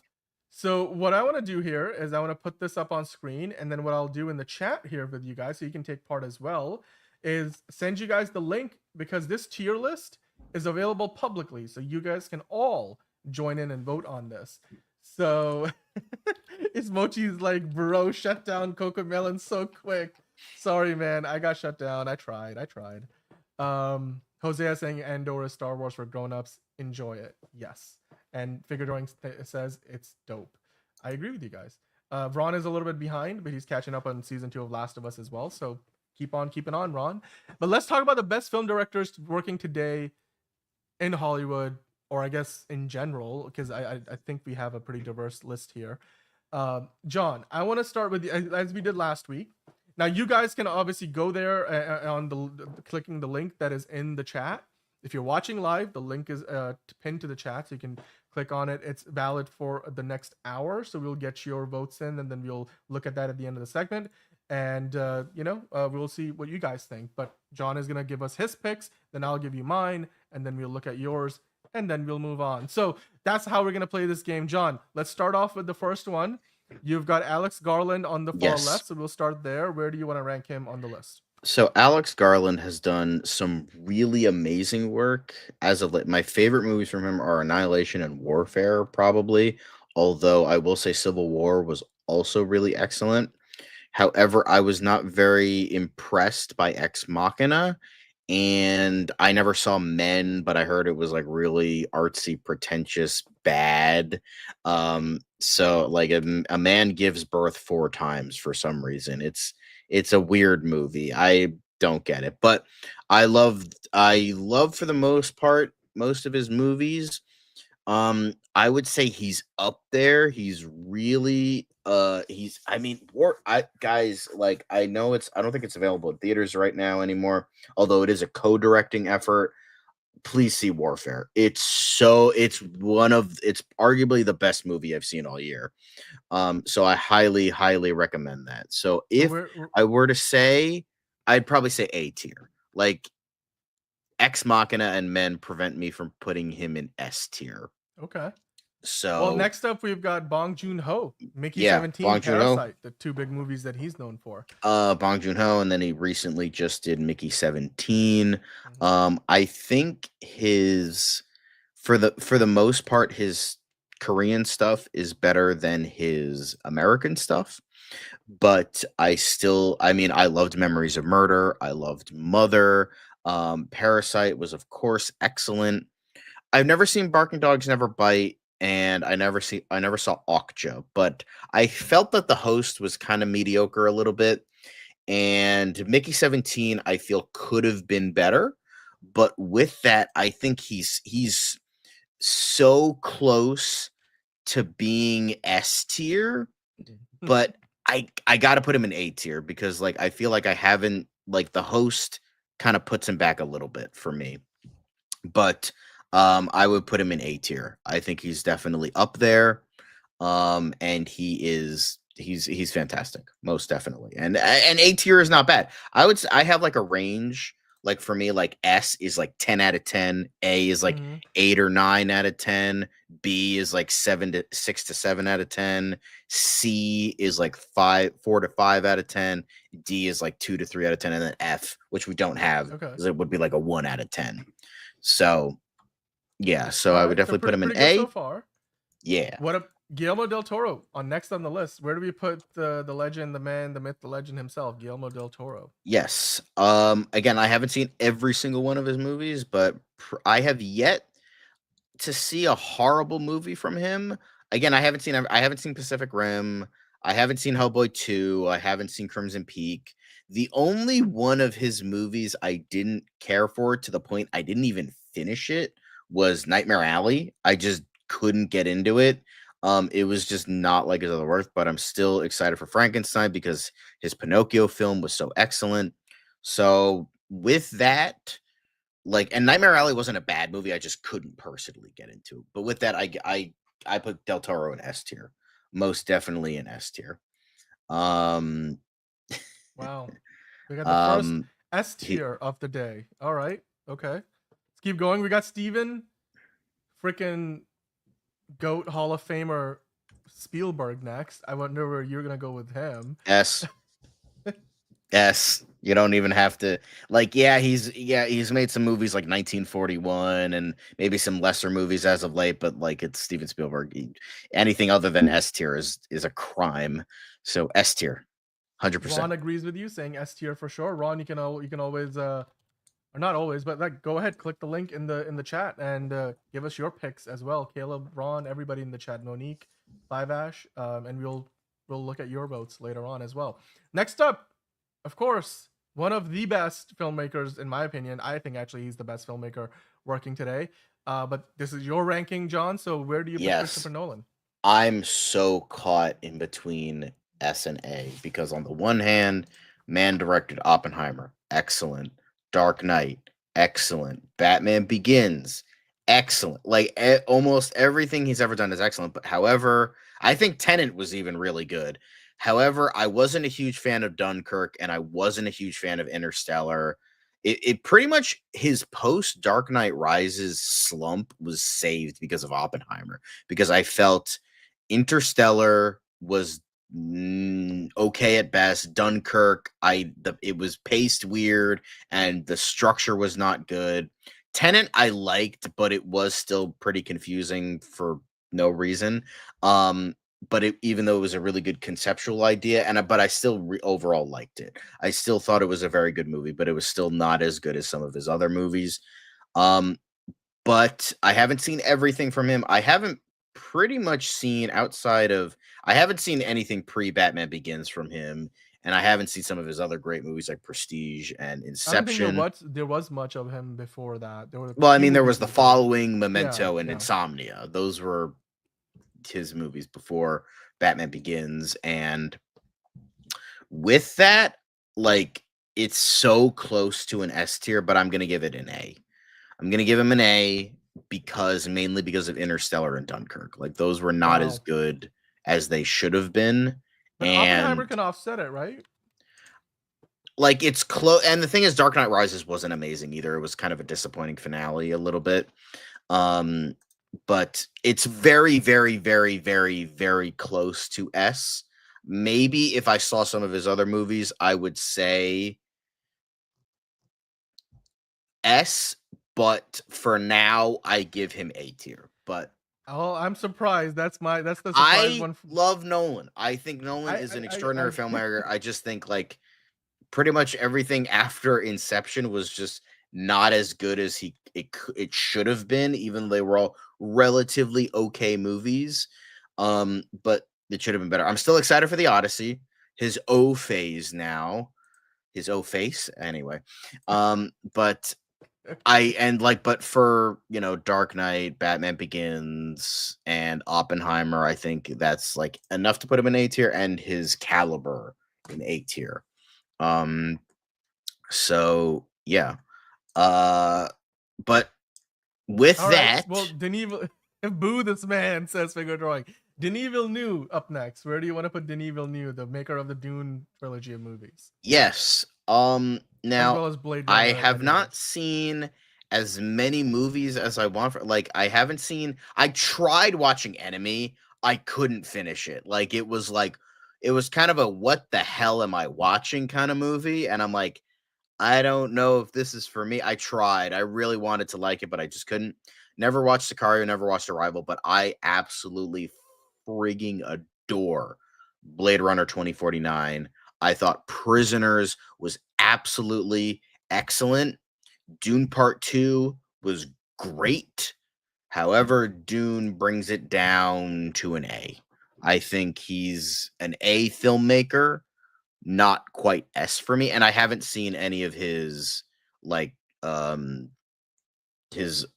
early foreign films like Incendies, Polytechnique, Maelstrom, and August 32nd on Earth. But even then, I think he's still an extraordinary filmmaker, but not quite S tier for me personally. So John, haven't seen Memento and The Prestige? Yes. Come on, okay. That's okay. I know. I'm a big Nolan fan. I'm just gonna stop right myself before things get out of hand. And Inception, it's one of the best sci-fi movies Inception. I think I own Inception, but I haven't watched it. I think I own it. Yeah. I don't remember. By the way, Monique with a good point saying or not Dan, well, she's just generally saying it would help if names were on the pictures. So Monique, that's a good point. I will make sure to do that for the next time we do. So next Tuesday, if you're doing directors, we'll have the names of the directors on the photos. Because yeah, I mean, not all of us probably know them by their faces, although some of them are very recognizable, like the next one on the list, John. We're getting to the spicy part of despite the fact we've already gone through some really big names, we're now getting into some really polarizing figures. So James Gunn, where do you put him? So in terms of what I mean, I've seen Slither, obviously the Guardians trilogy, Suicide Squad, and all that stuff. So where would I put him? Like Guardians Volume 2 is my favorite MCU movie. I love Guardians 1. I think Guardians 3 was more of a mixed bag. Suicide Squad was also kind of a mixed bag. And Slither is a lot of fun. It's not great, but yes, Ron spoiled it. But yes, I put James Gunn in B. Like, he's so close to being like at the very bottom of A tier. He would be like a solid 8 for me, but I feel like he hasn't done outside of the first two Guardians, like even Guardians 2, which I love, is nothing extremely exceptional. He's like, I like it. Love the guy. I love his energy. Love the guy. I like a lot of his movies, but I feel like it would be weird to put James Gunn at the same level as like Nolan and Bong Joon-ho for me. Like that's, it just feels weird. Yeah. But well, now we're getting into more comic book directors, starting with James Gunn. Then now we have Lord and Miller. John, where do you put Lord and Miller? The Spider-Verse folks, the Lego. Yes, the guys who don't pay their animators. I mean, what? Yeah. But again, these guys have done it's mainly producing stuff, but I think I've seen Cloudy with a Chance of Meatballs, ton of fun. 21 Jump Street movies, ton of fun. Both Jump Street movies are great. Lego Movie, and it shows that they have like the kind of caliber to do all sorts of comedy. And I'm excited for their next movie, Project Hail Mary, which they are directing. Not to mention the next Spider-Verse movie too. Yeah. Yeah. Well, they don't direct the Spider-Verse movies. They write them and yeah, they're producing them now. Yeah. Peter Ramsey and two other guys are directing them, but that's the only name. But they've been mainly producing a lot of stuff, like Mitchell's versus the Machines, Cocaine Bear, Solo, a Star Wars story after they got booted off as directors. Dude, the Jump Street movies, amazing. Cannot say enough about those. Lead Easy. I hear you. But I would have to put them in B tier. Like, again, it feels weird to put them like with that level of caliber on A tier, but they're really good. Like, it's like, for me personally, I would love to like put them in A tier, but like it feels weird to like put them with like but dude, the bar is so high, right? Like Steven Spielberg and Guillermo del Toro are sitting in S tier, and when Christopher Nolan and Denis Villeneuve can't break into that, at least on your opinion, I don't know if Phil Lord and Christopher Miller can either. But now we come down to potentially... Now the most controversial one. Yeah, the most. I didn't want to put him on the list, but then I didn't realize it was working director. So I'm like, okay. I took Zack Snyder off, and then I put him back in. I'm like, okay. John, you can't have a conversation about the best directors working today without mentioning Zack Snyder. I'm just okay. Go ahead. Even though he's not even close. Snyder. Now I know. Here's the thing. I know everyone wants me to put him in D tier. Because it's like, oh, he's the F tier. You guys want me to specifically make F tier just for Zack Snyder. However, I don't feel that way. I'm sorry. I don't feel that way. He should be in his own tier. He should be in his own tier. It's a Z tier. Like high, it should be S plus, guys. No, but I'm gonna explain myself. So, I've seen his Dawn of the Dead. It was okay. It's not that great. It's fun, but it's not even close to the original movie, and it misses a lot of the intriguing aspects and the satire. Watchmen, I haven't seen 300, and I haven't seen Legends of the Guardians, and I haven't seen Sucker Punch. But Watchmen, genuinely great. Genuinely a great movie. Man of Steel, not good. I don't think it's a good movie. I don't think it's a good Superman movie. That's just my personal opinion. How I view the character, I don't view it as a good Superman movie. BVS is a fascinating disaster, and then his version of Justice League was entertaining, but way too fucking long. So with all of that, and I haven't seen his Rebel Moon movies because I'm not sitting through 4 hours of slow motion farming. No, So, dude, even that, I'm done. No, sorry, no. um, I kind of erased that in my mind. I'm like, Zack Snyder did not do this. It's so bad. It was, I'm gonna doesn't make my exist. own Star Wars with blackjack and hookers, and somehow created something worse than Disney Star Wars. Go figure. So with that, I'm putting him in C tier. I agree. Whoever said potential, he's C tier for me because he made Watchmen, which was great, amazing, and then Man of Steel. he made Sorry. some entertaining farces of Justice League and Dawn of the Dead. But outside of that, he just does not have a good track record for me personally. But he's not the worst. He's like a solid like 5 for like director. Not great, but not good. But I feel like what he has done to cinema and to the superhero genre is worse than his actual directing. What he has done. Speaking of cinema, I can't believe you left out Martin Scorsese in this, but I guess we'll. Well, I thought it was too. I put Spielberg as sort of an easy S. If I put Martin Scorsese, that would be another easy S tier. It would be another easy S tier. Like, come on now. I guess we only. We only had so many spots, and John made the. Yeah, we'll maybe we'll do a part 2. I had to sacrifice. Yeah. So with that, Eggers is an easy S tier. Like everything he's done is like nothing less than a 9.5 out of 10. Like Robert Eggers is excellent. Like nothing. Like The Witch, excellent. Lighthouse, excellent. Northman, excellent. Nosferatu, excellent. Robert Eggers, easy S tier. One of my favorite directors working today. He's the youngest one to be in S tier for you. Yeah, he's excellent. He's like nothing, nothing can be.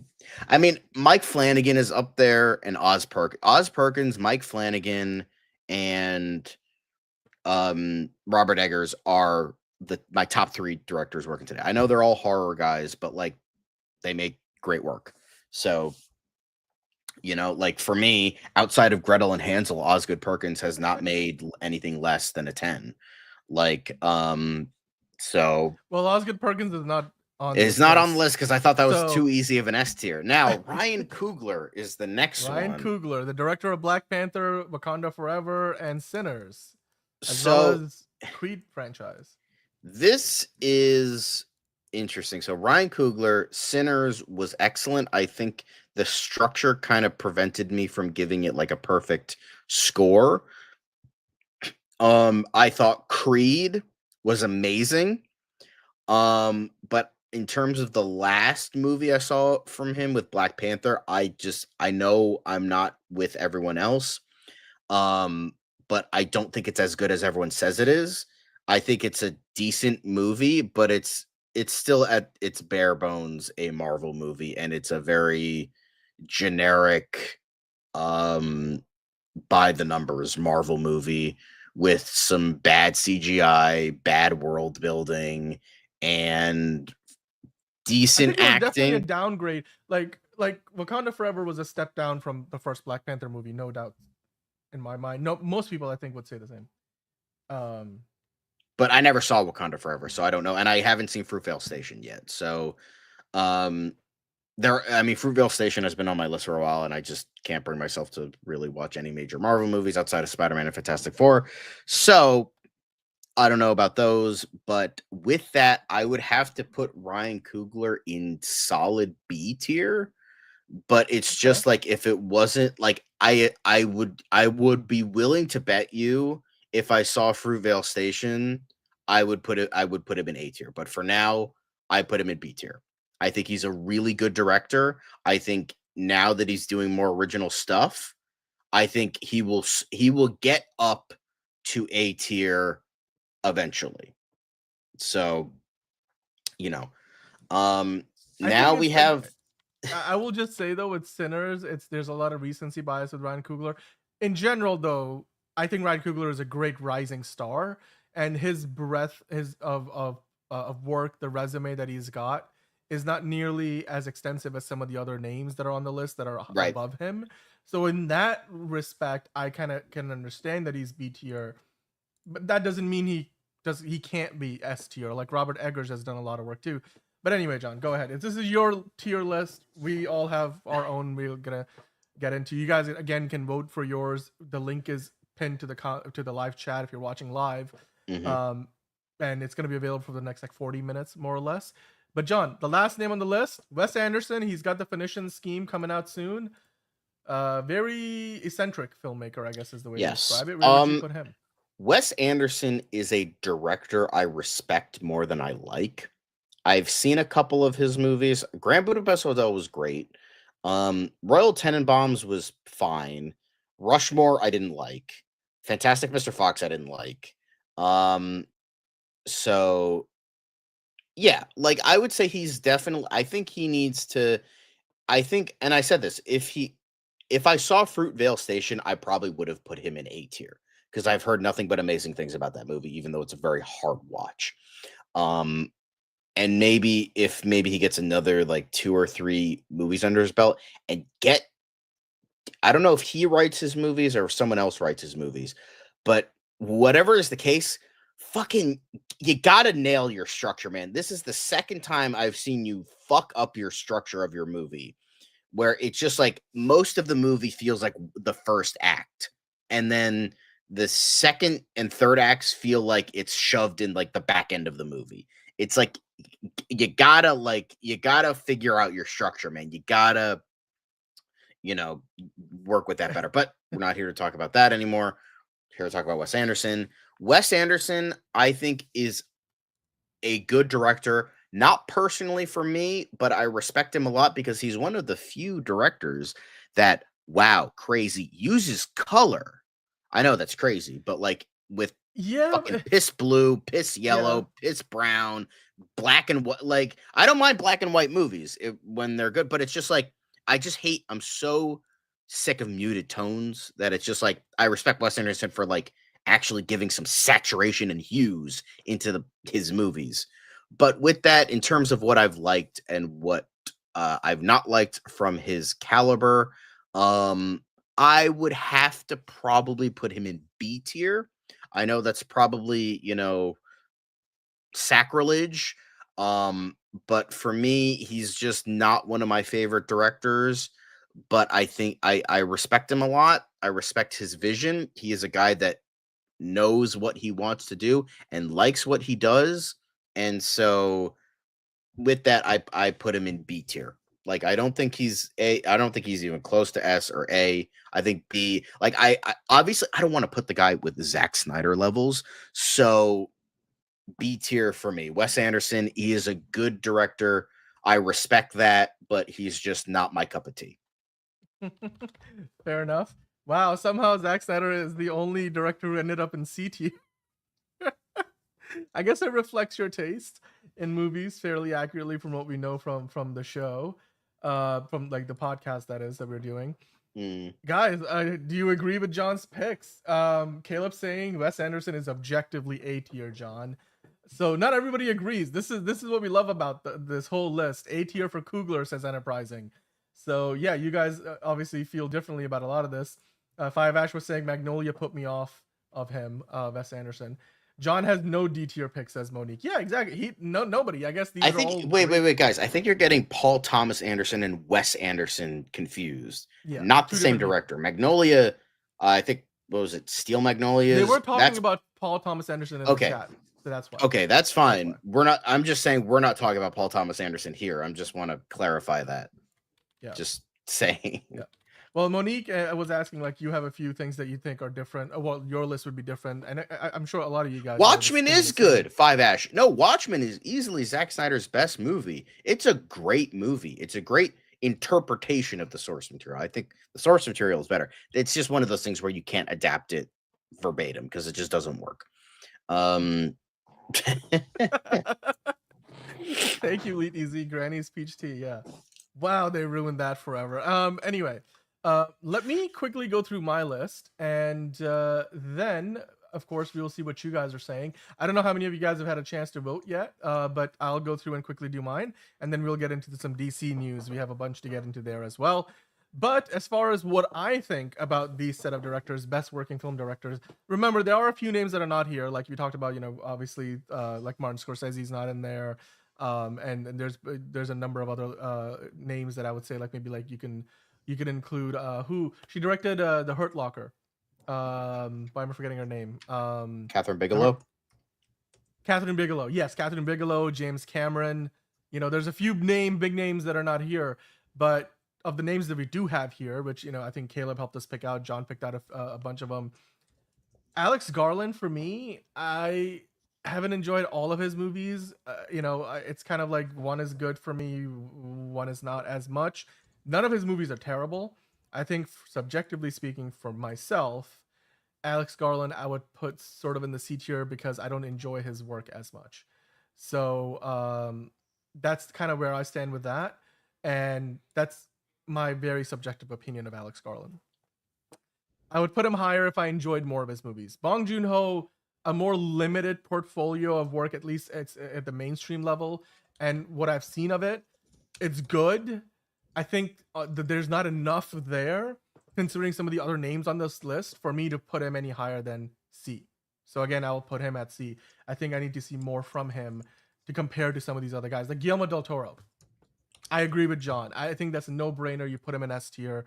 The guy's accomplished. Steven Spielberg, it's not even a conversation. S tier, automatic. Christopher Nolan, for me, it's the same. The Dark Knight trilogy, probably the best superhero movie trilogy, one of the best trilogies of any kind ever. The Dark Knight is the best superhero movie of all time. Oppenheimer is probably one of the best biopics ever made. Hey, he doesn't call it a biopic. All right, fair enough, Nolan. The amount of IMAX cameras he's destroyed making these movies alone put him in the S tier for me. The fact that IMAX is still crawling up to him and giving him the latest technology to mess around with. He pioneered the format in terms of filming in IMAX, starting with even like the Dark Knight back in the day, like that opening sequence with the Joker. Like it's crazy how good. And that's not even counting Inception and Interstellar. Like every time I watch Interstellar, I'm crying watching. When Matthew McConaughey is sitting there looking at his kids grow up in video on the ship, and just the way it explains and tackles relativity, just the science of it all, the way Christopher Nolan plays with time, the non-linear storytelling in a way that is able to make something like Dunkirk seem entertaining. Not his best work, but still, like I was like, what the heck are they gonna do with this? Barely any dialogue. It was practically a silent film. So Christopher Nolan, for me, easily he's my favorite director. S tier, no questions. Denis Villeneuve, surprisingly, I'm not as much of a fan of the Dune movies as I am of like Blade Runner 2049, Looper. I mean, he's done some good work. He didn't do Looper. Ryan Johnson did Looper. Oh shit. Okay, never mind. Well, I forget about that. But the Dune movies I did not particularly enjoy. Blade Runner was great. I've seen some of his earlier work. Again, subjectively speaking, from myself, I'm gonna put him in the middle, in the B tier there. John, keep an eye on the comments. Let me know what everybody in the chat is saying. James Gunn, of course, we're gonna be talking about James Gunn. I feel like for the next half hour after this. So his work is great because the Guardians of the Galaxy trilogy, I think, is at least a top 3 trilogy in the MCU. I think maybe the best trilogy in the MCU overall quality from film to film probably was Captain America, and then after that I would put in Guardians of the Galaxy and Iron Man at 3rd, then Thor maybe 4th. Yeah, 4th. Sorry, Monique. I love the first Dune. Felt it was an incomplete movie. The second movie also felt incomplete because it was, it's kind of like 2 parts, right? I did not enjoy it as much. The second Dune, I'm in the minority, the very small minority of people who did not enjoy the second Dune as much. So that's why Denis Villeneuve for me is a B. James Gunn, I think his portfolio, and now with Superman coming out, what he did with Guardians, what he has done before, as a producer, as a director. I mean, we're talking about as a director right now. I'd have to put him right now, given the breadth of his work and considering some of the other talents here. I'm going to put him in the A tier. So I have to, oh wait, did I just mess that up? Oops. I'm going to change that. Oh, I guess I can't. Well, he's going in the C tier, whatever, guys. Sorry, James Gunn. I meant to put him in the B tier. I made a mistake. I think you could. Can't you click on it and then put him Can I? back? Nope. This is it. No, it's not letting me do it. That's This very is a live vote. stupid. That is stupid. Well, you know what? I meant to put him in the B tier. Sorry, I apologize. He's meant to be just imagine him one level up there. We'll figure this out for next time.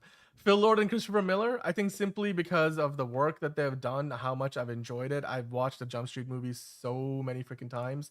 And I love the work they've done in just completely changing the game for animation with the Spider-Verse, like to the point where every other movie studio that's doing animation is trying to emulate their style or do something different like they did. They've got a great portfolio. I would kind of put him, next to, of course, what we've got there with James Gunn and Denis Villeneuve. I would put him in B tier. And now we talk about Zack Snyder, of course. Zack Snyder. I am one of those people who loves Man of Steel, thinks it's the best Superman movie ever, and then I do believe Batman v Superman: Dawn of Justice, the Ultimate Edition, is pretty good. The theatrical edition feels like 30 minutes are missing, which there were. Nico saying James Gunn has the best comeback story from being canceled to co-CEO of DC Studios. Dude, yeah. If they had like a Hollywood award for best comeback of the year, like, they do in sports, James Gunn would get that like 3 years in a row.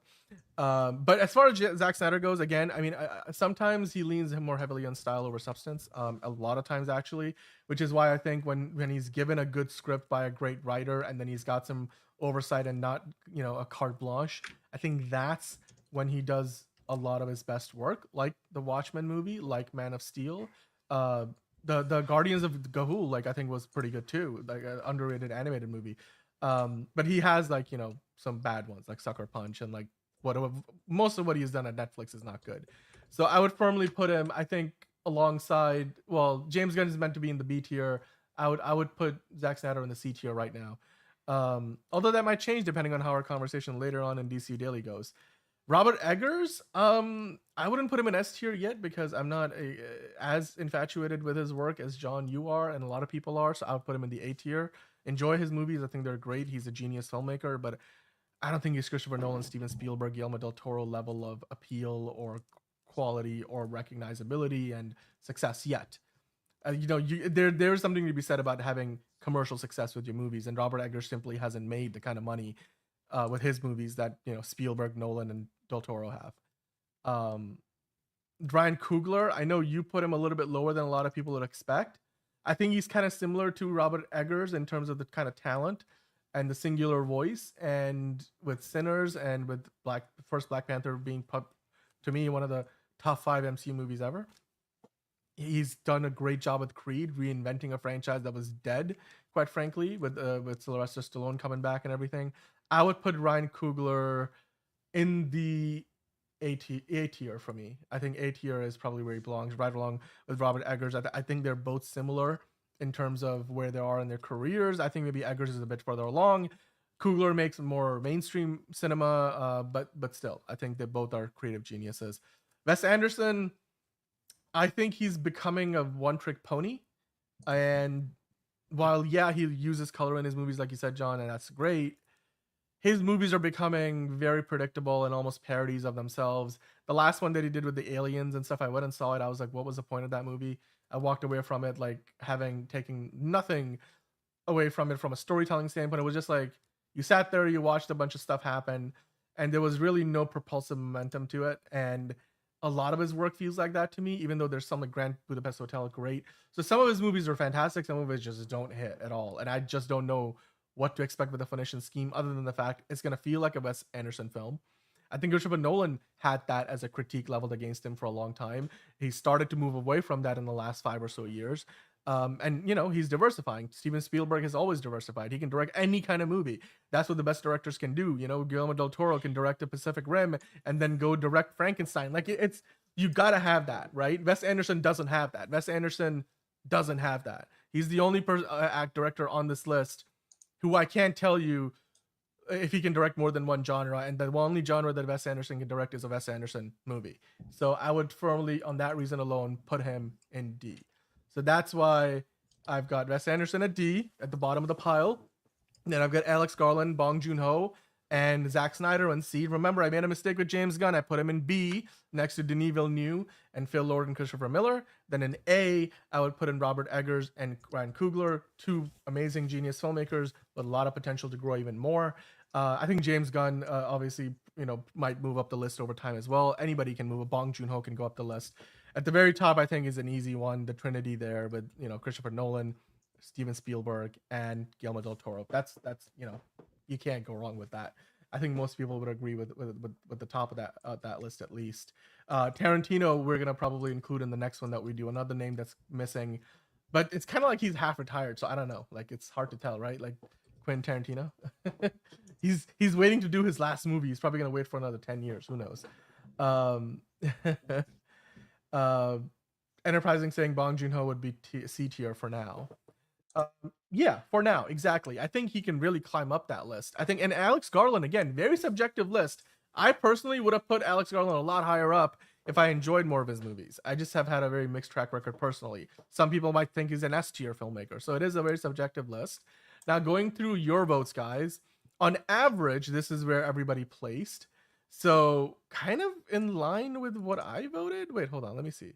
Let me hit save on mine, and or actually, hold on. Let me go back. What happened? Let's refresh this page and see what you guys voted on. So the most votes. Again, the voting is open for another 20 minutes. It looks like the most votes for Wes Anderson put him at the bottom of the list. Wow. Kind of agreeing with most of what I did, I guess. Like, am I not seeing this correctly, John? I don't know what's going on here, but maybe this is. It seems like. So. Yeah, we'll have to see. Maybe you guys all agree with what I said. In which case, great. We're on the same page. But we'll have to see. Unless it's not showing everybody's tally. Let's see. Yeah, you know what? I don't think it is because it's only showing one person, like one vote for each one. Okay. You know what? So we're gonna have to wait till this timer expires to get all of the aggregate votes. So still trying to figure out like how this game thingy works, but we will go back to that during DCU Daily and look at what everybody's votes came out to in total. But right now, let's call it a segment on Tier List Tuesday. John, let us know in the comments, guys, what you thought about that list. John had a pretty well put together list himself. Putting both of us put Guillermo del Toro and Spielberg at the very top. John didn't have anybody in the D tier. I personally put, Wes Anderson in the D tier, which I think a lot of people would disagree with. What did you guys think about it? The chat was going on. Ray Jane's here saying Bong Joon-ho is C tier. Yeah, for me, because I think he needs to do a lot more work, at least at the mainstream level. So, Caleb suggesting we rank DC movies next. Whoa. Okay, now we're talking some fancy, as the Red Guardian would say. Oh, fancy. Oh, fancy. Wait, but here's the thing. Are you talking about DCEU or are you talking about every DC movie? Every DC movie? We'd be here for a long time, bro. That would have to be its own separate episode. So probably. I think we'll probably just do that as its own episode. But we're 2 hours into the show. We got to get to the main event. Before we do, guys, let us know what you thought about. I should say. I'm chewing up my words here. Tier List Tuesday. Best current directors working in film today. We picked out 12 names. We put them on the tier list. I know a lot of you guys agreed with some of our picks and did not agree with others. If you're watching live, the link is pinned in the chat for another 20 or so minutes. Get your votes in there. We'll circle back around to the votes when we're going through other DC topics next. But we'll see you next time on Tier List Tuesday. With that, John, let's switch focus, shall we? Let's change up the graphics. Let's talk about the main event of the show. And that, of course, is DCU Daily. So welcome on in to another episode of DCU Daily. As always, we've got a bunch to talk about. Of course, we are now, if you're on the East Coast, less than 12 hours. Or actually, it doesn't matter where you are. You're less than 12 hours away from the Superman trailer dropping. On the East Coast, it drops today. If you're on the West Coast, it's still tomorrow for you because you haven't turned the clock yet to the 14th. But today is the day for us on the East Coast in the United States. Superman's first official trailer, because the trailer we got is technically a teaser trailer. Then we have gotten a bunch of behind the scenes footage in the featurette they put out after CinemaCon. We have got the 5 minutes with Crypto taking Superman to the Fortress of Solitude to get him healed up. but we don't still know much about the story of the movie. So that's really what this trailer is meant to tell us today. And we'll come back live. We'll talk about it when the trailer drops this afternoon. But until then, John, I want to ask you, we've got some Peacemaker to talk about. We've got some Superman to talk about. We're going to talk about some Zack Snyder and Tim Miller potentially collaborating on The Authority. Which of those stories are you most excited about? Here to talk about Superman, you know? That's the main thing, because it's just the preparation of it. That's kind of the big thing right now, because it's like we got to prepare for that lovely trailer. Yeah, no, absolutely. I mean, Ray J is in the chat saying almost 12 hours to the dot. We're literally pretty much 12 hours period 12 for hours. us. No, well, for everybody it's 12 Right, hours. I was gonna say forever. It doesn't It's matter. like, What time it's zone not, you're in. and then I'm like, wait a minute, no, it's like 12 hours for everybody, because I that's made how the time same works. mistake a minute ago, John. It's okay. It's all good. Well, we're gonna start by looking over some photos from the Peacemaker. Did I say Peacemaker? Peacemaker season 2. James Gunn should be Peacemaker because he's the man who's always. They gonna pork. Well, Jennifer Holland and John Cena there. You've got some photos from Peacemaker. I think some of these photos got put out by Sasha Bordeaux, her Instagram account, when the trailer dropped last week. But we've now got it from the official Peacemaker account. There's a few photos in here we haven't seen before. Just wanted to go through it because, hey, this show is coming out literally weeks after Superman comes out this summer. We know it's going to premiere on August 21st. We're getting the whole gang back together again, it looks like, from the first season, plus Frank Grillo and a few other characters from Argus. The trailer looks fantastic. Of course, you've got a couple of the new characters there in the shot. The 11th Street gang is back, though, including the whole of the team that they originally introduced in the James Gunn Suicide Squad movie. And of course, you've got some characters in different places in their lives, John. Jennifer Holland's character, Harcourt, just gets accused in this trailer for having a toxic masculinity problem, which is hilarious. I'm like, yes, I guess based on what you see her doing, fair enough. John Cena's Peacemaker kind of finding himself in a bit of a Deadpool-esque situation where he goes to join the Justice Gang that Maxwell Lord is whipping up, and If that's what it's he gets called. told that he is really not up to snuff. He's stupid, and so he walks out. His helmet's stupid. With some attitude, rightfully so. I mean, John, having kind of sat on this trailer now for a little while, how do you see the second season playing out? Do you think it's simply going to be Frank Grillo coming after Peacemaker, or is there something more to it than that? Because, I mean, obviously you want the main character of the show, aka Peacemaker, Chris Smith, played by John Cena, if you can see him, that is. You'd want him to have some kind of active mission or something, right? So it can't simply be that Frank Grillo's coming after him for revenge, because this is not Rick Flag Sr. the show. This is Peacemaker the show. So do you have any thoughts on what the show's story actually is going to be? We know White Rabbit is a villain that we get to see in the first episode alone. So what are your thoughts on where Peacemaker season 2 will take us? It's kind of like similar to season 1, where we really had no idea until the show. That's exactly it. I have no clue where the heck this is going to go. They brought in aliens for the first one. What? So I really don't know. Butterfly aliens? It was the craziest. So it seems like we might ever be getting into multiversal stuff.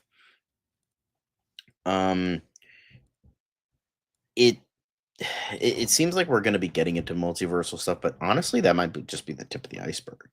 That might just be that might be like a red herring. They're trying to misdirect us. Maybe James Gunn is a cuck. Who knows? We don't know. Maybe he's into it. Who knows? Dude, they're doing stunts, right? They're not actually. Destroyed as in stunts. Okay, maybe he's into. Maybe it's just really. That's what you. That's where. Okay, John. Seriously. I don't know. That's where your mind went. Okay, great. But maybe it's just maybe they have an argument, and then he just writes the scene a little bit more violent, and just all right, it's oh, gotcha by accident. Maybe it's something like that. Remind me though, didn't Hardcore and Chris Smith sort of had a Did they have a romantic attachment? in the Sexual first? tension, but that's about it. Okay, so they never quite Nothing ever realized came of it. nothing. I mean, maybe that's something that they do. Maybe that's the path they go down in this season. Clearly, Hardcore's character is very much struggling with a lot of what has happened. Like her life has been turned upside down over the course of the past few years, and she's clearly not in a good place. So maybe yeah. I mean, there's got to be some level of like recovery and healing that needs to happen, and maybe Chris Smith is a part, and the whole 11th Street gang is a part of it. So, Elite Easy calling you out, John, in the chat. I'm not gonna. I don't think how the okay.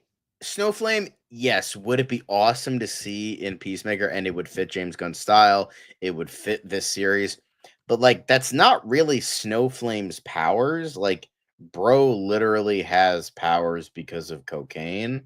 I don't think that's that character. That looks like a magic, mystical character. I don't think that's gonna be. Although to be fair, he has changed stuff in the past, like what they did with Judo Master by making him like a little person for some reason. So, whatever it is, I just don't think it's Snowflame. Pocket Dimension, yeah, but like that's essentially the freaking same thing. Like, that's it's a pocket dimension. It's like, all right. It's what's the word for it? It's like potato, right? It's a formality at that point. Pocket dimensions are, you could kind of treat them like alternate universes anyway. Hosea saying the Justice Gang is probably a one-time gag. Yeah, I don't think they're gonna be in the show more than maybe just that one episode, which is probably the first episode. Yeah, Michael Rooker's character was in the Suicide Squad, and he did die, I think. But this character that he's playing in Peacemaker is not the same.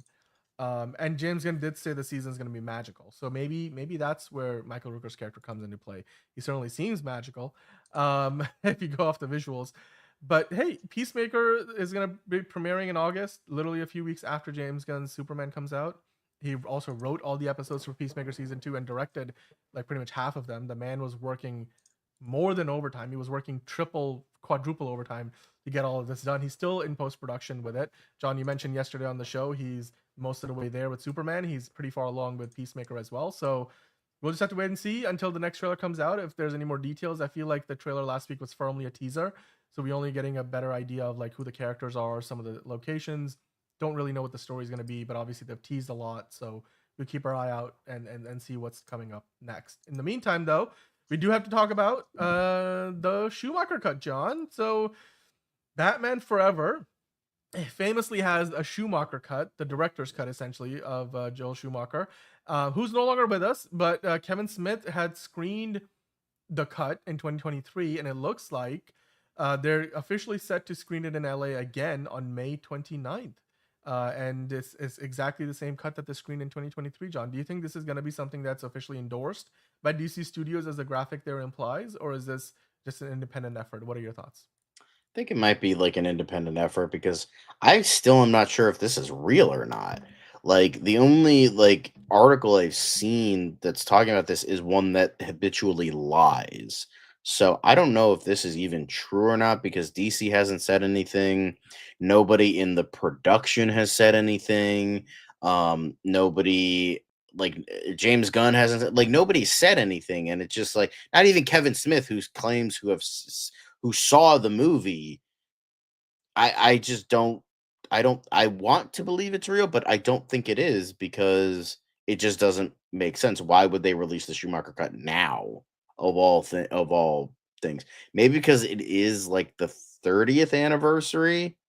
That maybe that's because why they're releasing it now. But it just feels weird. Like just after Val Kilmer dies, they start doing this, which just feels weirder. So I don't know what it is. I hope it's real, but I just don't. I don't want to like accuse them of taking advantage of that because this has got to be something they set up a while ago, right? This isn't something you can just get up and do tomorrow. So Hosea is saying hearing Kiss from a Rose in theater, let's effing go. Yeah. Elite Easy saying, is that guy asking for the Snyder cut? Who's asking for the Snyder cut? The guy Schumacher cut will release, but Legendary Snyder not. Bro, you got the Snyder cut. Like, why are you complaining? Caleb, though, asking you a good question, John. For those of us who don't know, how much does the Schumacher cut differentiate from the actual movie that we got to see? I don't know. It's not. We don't really know. I know a little bit about like it does have some slightly darker elements. It does have more adult elements. There is the entire subplot where like Batman loses his memory. Like it's I don't think it was really shown in the theatrical cut. It was very downplayed. But like he like there's like he has this vision of this giant bat where he sees it and he confronts like his psyche as Batman, but as Bruce Wayne. And it's this very like it the whole basic idea of Batman, why it's called Batman Forever, is because of why he has taken this oath, taken this mission, and why it will like the idea of Batman will be like forever. Like that's what it is. And that is really a lot more substance than the actual movie that yeah, I mean, but no, they holy just wanted a shit. movie that could sell toys because that's what WB wanted, because after Batman Returns was too dark, they were like, no. So with that, and then there was more, I believe there was more stuff with Batman and Robin. There was more stuff with him and Dick Grayson. You know, so I think there's a lot of stuff with that. It's more balanced. And I think there was a little bit more to Edward Nygma in this film. And yeah, so I do think it would be a much better movie. I'm not going to act like it's going to be like the greatest thing ever, the most amazing thing ever. But I think it would be really nice to see, because you could tell watching that movie there was so much more there was so much more that like should have been in there, but WB didn't want to have that. They just wanted a movie that would sell toys, which is sad. Yeah, but it was. I hope this is real. Like the approach from Warner Brothers back then. James Gunn back pointed then, this out. they're still doing dumbass things. No, like I know, that. but James Gunn pointed out like we're gonna protect the IP now moving forward, right? He mentioned that in those press events. By the way, Monique saying that the date that this screening is gonna happen, May 29th, is her birthday. Happy early birthday to you, Monique. We'll be sure to keep that in mind. Figure Drawing was asking a question earlier, John. Which of the Nolan movies, of the ones that you haven't seen, that is, which of the ones should you start off with? Well, I would recommend. So you haven't seen The Prestige, right? The one I would probably want to see first is probably Inception.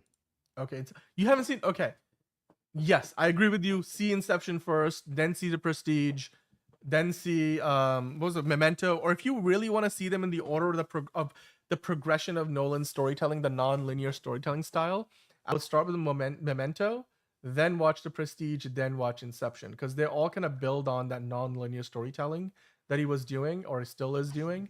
And then after that, I think you can watch like Tenet is the next one. I think that really. No, I've seen Tenet though. So, but you've seen, yeah, there you go. And Figure Drawing and I both agree on that. I think that's a good sequence. Memento, because like the Dark Knight trilogy kind of comes in as an interweave with it. But you watch Memento, you watch The Prestige, you watch Inception. Then if you want, like you haven't already, you can watch Tenet. Yeah. So there you go. Good question from Figure Drawing. Thank you for bringing that up. But yeah, I mean, happy early birthday to Monique, May 29th. That's when the screening will happen out in LA. 5 saying Hunka Hunka Burning Love. I don't know why. I think you're missing the point. Caleb is referring to Hunka Hunka from like, Jared Leto's Joker and Suicide Squad. The David Ayer version of the movie, not the James Gunn. Yeah, Figure Drawing, you and I both. Let's just do a marathon of Christopher Nolan movies. We'd both love that, I'm sure. We'll just have to find the time because they're very long movies for the most part. I think his shortest movie is still like 2 hours.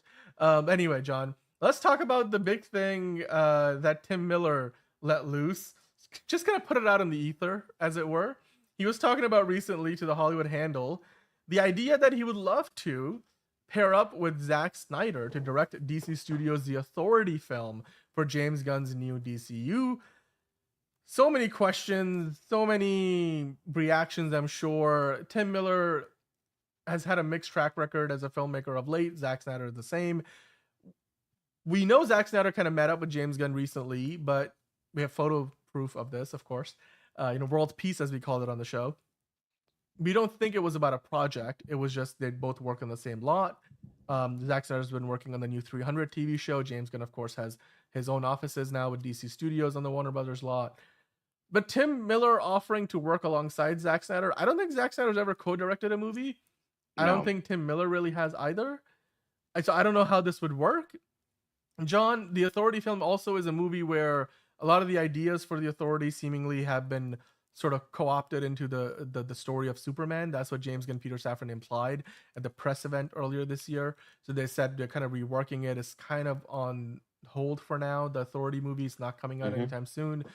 They're not even at the scripting stage, it seems like. So while Tim Miller shared that, the Authority is something that he, really cares about, his favorite comic of all time is the Authority.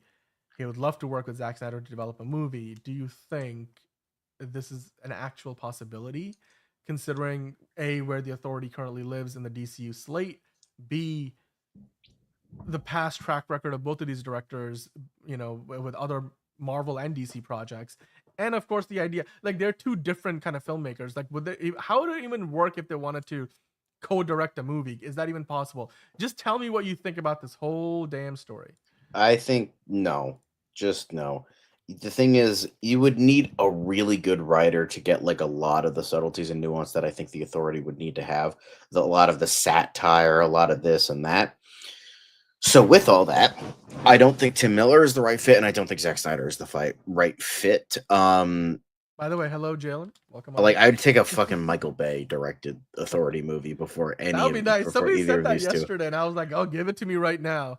Don't tempt me." But I mean, considering Tim Miller almost ruined Sonic and ruined Terminator further than it has already been ruined, and Zack Snyder pretty much dismantled DC to the point they needed to fucking reboot but to be it. fair, it wasn't entirely his fault, right? Like, you never know how. It wasn't entirely his fault, but they didn't fire him. It was equally the fault of both, but he didn't help matters, and then now, like, he has, because of what he has done, almost single-handedly ruined like comic book movie analysis, because it's just like, and what DC actually represents. That's fair.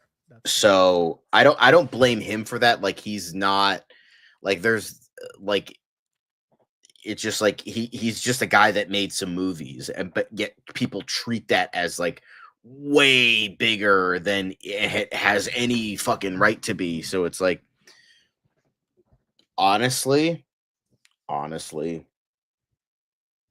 you're cooking. I mean, he's writing Clayface, or at least wrote the initial script of it. So we'll see, but not Joker, because he's busy though. Mike Flanagan is very busy. And he's very busy. So. Yeah, and also Monique pointing out, the Wachowskis. Let's not get the Russo brothers. Let's not have them taint another franchise. Get them the hell out of here. It's very rare to see people like working as co-directors, right? The Coen brothers are co-directors, but they're brothers, right? The Russo brothers are brothers. Phil Lord and Christopher Miller is like the exception to the rule. You don't really see that very often. The Wachowskis, right? Like the Wachowski sisters are sisters. So it's the only one I could think of is like Lord and Miller, but like, or Radio Silence, but like those are very few and far between. So I don't even know how this would work. Like, with one, because obviously Tim Miller loves the Authority comic book. So is he looking to write the story or the script and then have Zack Snyder direct it? Is that, I don't know what his implication is here. That's really my concern. Also, if this 100%, he would never do it in a billion trillion years, but that would be my dream for David Fincher to direct a Batman movie. He would be too perfect. You know what we should do? We should do a tier list next Tuesday of all the potential directors for the Batman. Well, that's what we already did. Fan casting Friday is that. That's what that's for. All right, maybe we could do that this Friday. Let's do an updated list, because now that it's like becoming more possible. Well, I guess James Gunn kind of debunked that rumor, but I don't know. It's gonna keep persisting until Matt Reeves is like, we're ready to go. We're ready to go. Eric Kripke, another name being thrown around in the chat. Ew, Eli no, Roth. Gross. No. So many names. Bring back Ben. Ben Affleck could make a good Batman movie. That would be kind of a full circle moment if indeed Matt Reeves were to step away.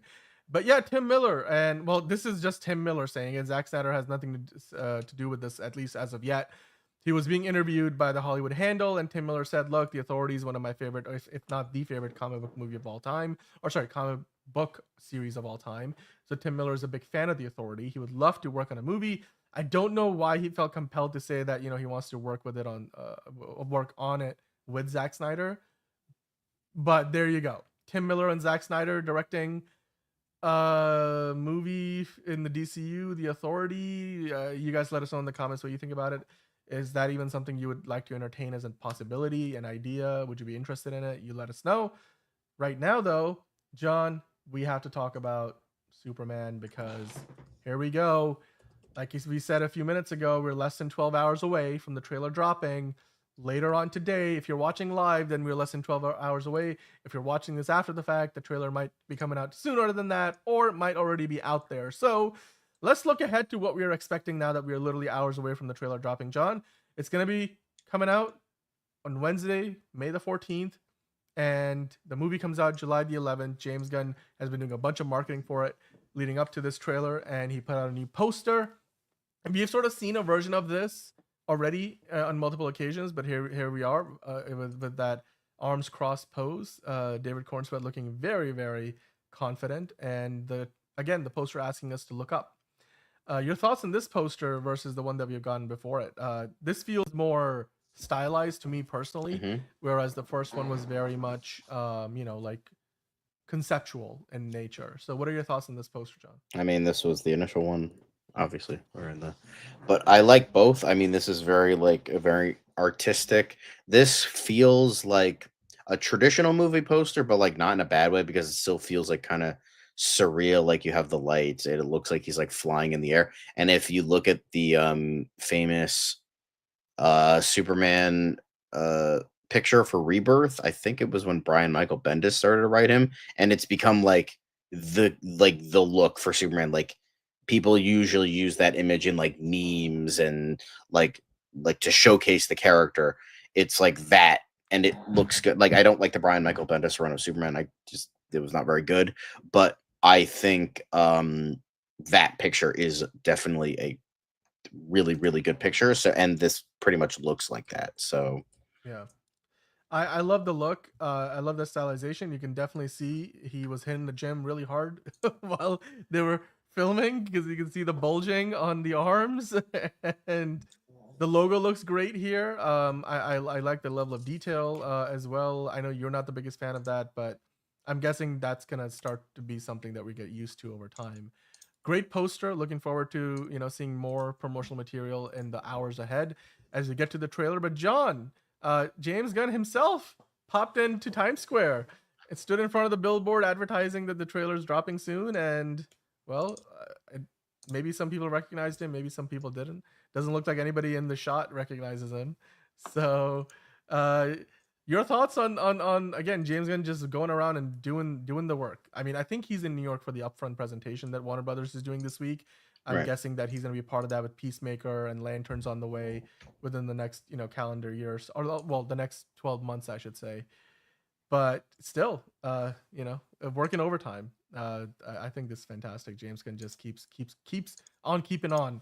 Your thoughts? I was just gonna say, keep on keeping on. Do you think he got recognized? Do you think people saw him and were like, "Oh, I don't think so." I mean, he's not really like nobody really cares about directors. I mean, look, people still joke to this day that Henry Cavill was literally under a poster of himself wearing a Superman shirt, and nobody recognized him.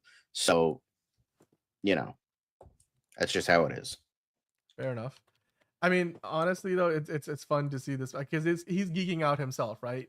He's been a lifelong fan of Superman. He talks about it, and yeah, it's just fun to see that he's having a little bit of fun himself now. He's put in countless hours, literally probably not sleeping much, more than like a few hours every night to get this movie across the finish line. Yeah, I mean, everyone's got some place to be, so it's like they're not paying attention to some random. There's like 8 million people that live in New York City. They all got places to be and things to do. So I totally get that. I know people were kind Monique of saying, dunking on it, like, "Oh, look, nobody cares. Ha ha ha! That's so funny." It's like, bro, it's like people have places to be. Like, they're not gonna actually look up because that's yeah. not what they Just do. to add to what's going on in the chat, I also like to eat pretzels. Although I am not considering myself a pretzel. Yeah. He's saying, "I'm walking here. Get out the way, Silver Fox." Yeah, that's pretty I much mean, how it's in things a go. well, it's a different landscape. You can do that. You could just introduce a logo because it was the only real, comic book movie. I mean, sure, you had a couple that were, essentially feature length pilots to shows, like Superman versus the Mole Men, which was essentially a pilot for Adventures of Superman, and then you had Batman the movie, which wasn't a pilot. It came, I think, in between seasons 1 and 2, so it was just like Batman the movie. There you go. But they were conjoined to TV shows or something that was gonna be TV shows. This was the first big budget, real epic feature, so they didn't need to do much. It's just like Superman, boom, here he is. That's all you need to do. Now you really need to work on selling the movie with social media and the relevancy of the character and this, that, and the other thing. You got to work harder to get that into the limelight so people will see your movie. Look up. Look up. Absolutely. New York, look up. I mean, there's not only the 8 million odd people that live in the city, but also the millions of tourists who, literally on any given day, hundreds of thousands of tourists walking through the city who are getting this in Times Square, which is obviously a big part of, New York's iconography, as it were. One thing that, John, you mentioned earlier that you sent me a photo comparing this poster very much to its comic book inspiration, right? So there it is. That's the comic book artwork, very much similar. I mean, different kind of pose, but similar in nature to what we're seeing here from Superman. It's like you have the lens flare in the background. yeah. The very sun and, iconic looking, logo, kind of looking off camera. And it's definitely the inspiration is there. Yeah, absolutely. The chat is lighting up. Jalen is here, chiming in. 5 Ash, Hosea. Monique is still. Monique saying, by the way, Henry Cavill can go incognito pretty easy. Yeah, well, he did. Like, he stood around and when he was playing Man of Steel or Superman in Man of Steel, he stood around in Times Square. Nobody recognized him quite a while. So he mentioned that in Graham Norton show, I think, when he did that interview. Is Mochi saying, "Screw this, tell Gunn to give us 50 multiverse movies. That's what we want, right, guys?" What's wrong, is Mochi? Are you all right? You're just kind of like spinning out for some reason. It's okay. Like we're not gonna get the multiverse this early, I don't think. I think we're gonna get there eventually, but pocket dimensions, we said it's probably gonna be in Peacemaker, but does that actually mean much? We'll have to just wait and see if that's actually multiverse, how they're treating it. But the biggest thing, the last thing for now, until we get the actual trailer, John, is this teaser to the trailer. The trailer, as James Gunn posted, this is 12 hours ago, saying tomorrow. We are now actually in the tomorrow. This is Wednesday now on the East Coast when we're doing the show live. He's saying, instead of look up, eyes up here, trailer tomorrow. And some really interesting footage. So as we take a look at this and kind of break this footage down, I want you to kind of tell me what you learned from this. Like there's a lot of new shots in this teaser to the trailer that we haven't seen before. But also, what are your expectations and theories for the trailer that we're going to get later on today in less than 12 hours time? You guys in the chat can also let us know what your expectations are, by the way. I think with that, I think we're going to be getting a little bit more Lex Luthor, a little bit more Lois Lane, maybe a little bit more Mr. Terrific. I think we're going to get some more supporting character stuff. Yeah, I agree with you there. Vibrant colors, look up. I hope it's good. 5Ash wants it to be good. We'll have to see. 5Ash, we all have to see, really. Chuck in the chat, hello Chuck, saying he. Okay, that's not an insult, but I think. Do you think we will get Starman in the trailer? I don't think so. People have been asking for this for literally 2 years. I don't think he's gonna do it. I think at the very most it'll be like a credit song. I think that's the most we're gonna get. It would be like him, going into space, smiling at the camera, going off, and then Starman begins to play. It's like I think we would get something like that. Although we see the hammer of Baravia here, so that's interesting. That we're gonna talk about. There's a theory that I've come across that I think Caleb pointed out in the chat. We'll get into in a second. But it's Mochi saying somebody tried to get a checkmate by saying, "Why is Superman destroying the city?" That would have been a great gotcha if Superman was actually doing that. Okay, well, this is not a DCEU. I don't think they're gonna like wipe out half of Metropolis in this movie. Although it does seem like something big happens at one point in the movie. Clearly, why people are not happy with Superman. Maybe the fight with the big kaiju that we saw in the teaser trailer. Elite Easy saying a new John Murphy song from the score, maybe less John Williams influence. I definitely think so, because if you listen to the music behind this teaser to the trailer, it's not that, you know, Top Gun cover of the Christopher Reeve Superman theme. It sounds very different. So yeah, maybe we'll get more of the orchestral soundtrack. Elite Easy saying Starman would be so corny. Yeah, but you don't have to do the original mix. Like a lot of movie trailers will do like an alternate version of it. It's very possible they go in that direction. And again, they probably won't do it at all. Like for all we know. Five Ash was saying it doesn't need to look like a GIMP suit either. I think a lot of Snyder freaks were a bit okay. For Cavill, for his bulbous suit. Well, Snyder's sensibilities with the suit design very different from what James Gunn obviously is doing. Five Ash.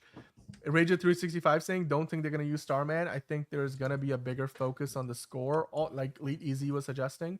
Also, a long time ago, I think Gunn said he's not gonna use the song. Right, he did say that, and we remember that, but he said it for the movie itself. We're talking simply for the trailer, right? It doesn't mean it has to be in the movie. It could be just in the trailer. And we did talk about yesterday, John, that in the Pocket Dimension, the Hanoi Rocks were spelled differently for Peacemaker, so maybe something from them. And yeah, Caleb, good point. We could have a score version, like a orchestral version of Starman, which could be, thematically on point, but not giving us like the David Bowie recording of the song. That would be nice. But John, before we kind of wrap up the show, I did want to go through this fan theory. So Caleb pointing it out, I ran across it earlier. There's a rumor going around that since the Hammer of Baravia is actually like an original character for the movie, it's not really have any comic book origin. People are suggesting that even though they're being advertised as two separate characters, maybe, just maybe, the man behind the mask of Ultraman, or what we think is Ultraman, is also the same person behind the Hammer of Baravia suit. And that's what Caleb is pointing out here. There's a theory that Superman might fight multiple clones wearing different suits, like Ultraman and Hammer of Baravia. Not Bulvaria, but Baravia. So, John, do you give that theory any credence? Do you think that's true? Or do you think we're wildly off the mark?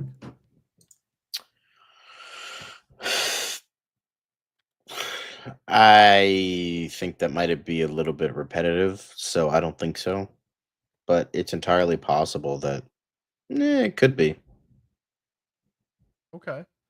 I for one think it's very because like they have similar power sets, right? Although in this, well, no, the Hammer of Baravia does have laser eyes, right? Let's watch this footage for a second because I think they show it here. Oh,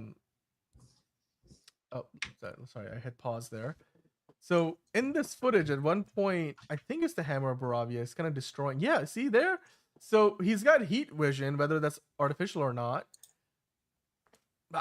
Maybe that theory, it's onto something. It's very possible. I guess the trailer will tell us. I'm sure they're not going to give away all the surprises. The new footage of Lex Luthor, though, is interesting, John. Like here, he's in the fortress. You get another look at the fortress. That's like a star chart or some kind. Do you think at this point, given how much we have seen him in the fortress between the couple of pieces of trailer footage that we've gotten, is the Fortress of Solitude going to survive the movie? We know that in the CinemaCon footage, they showed Crypto kind of destroying or breaking up, well, basically like running amok in the fortress, and Superman not being happy about it. So maybe even some friendly fire. Do you think the fortress survives intact at the end of this movie?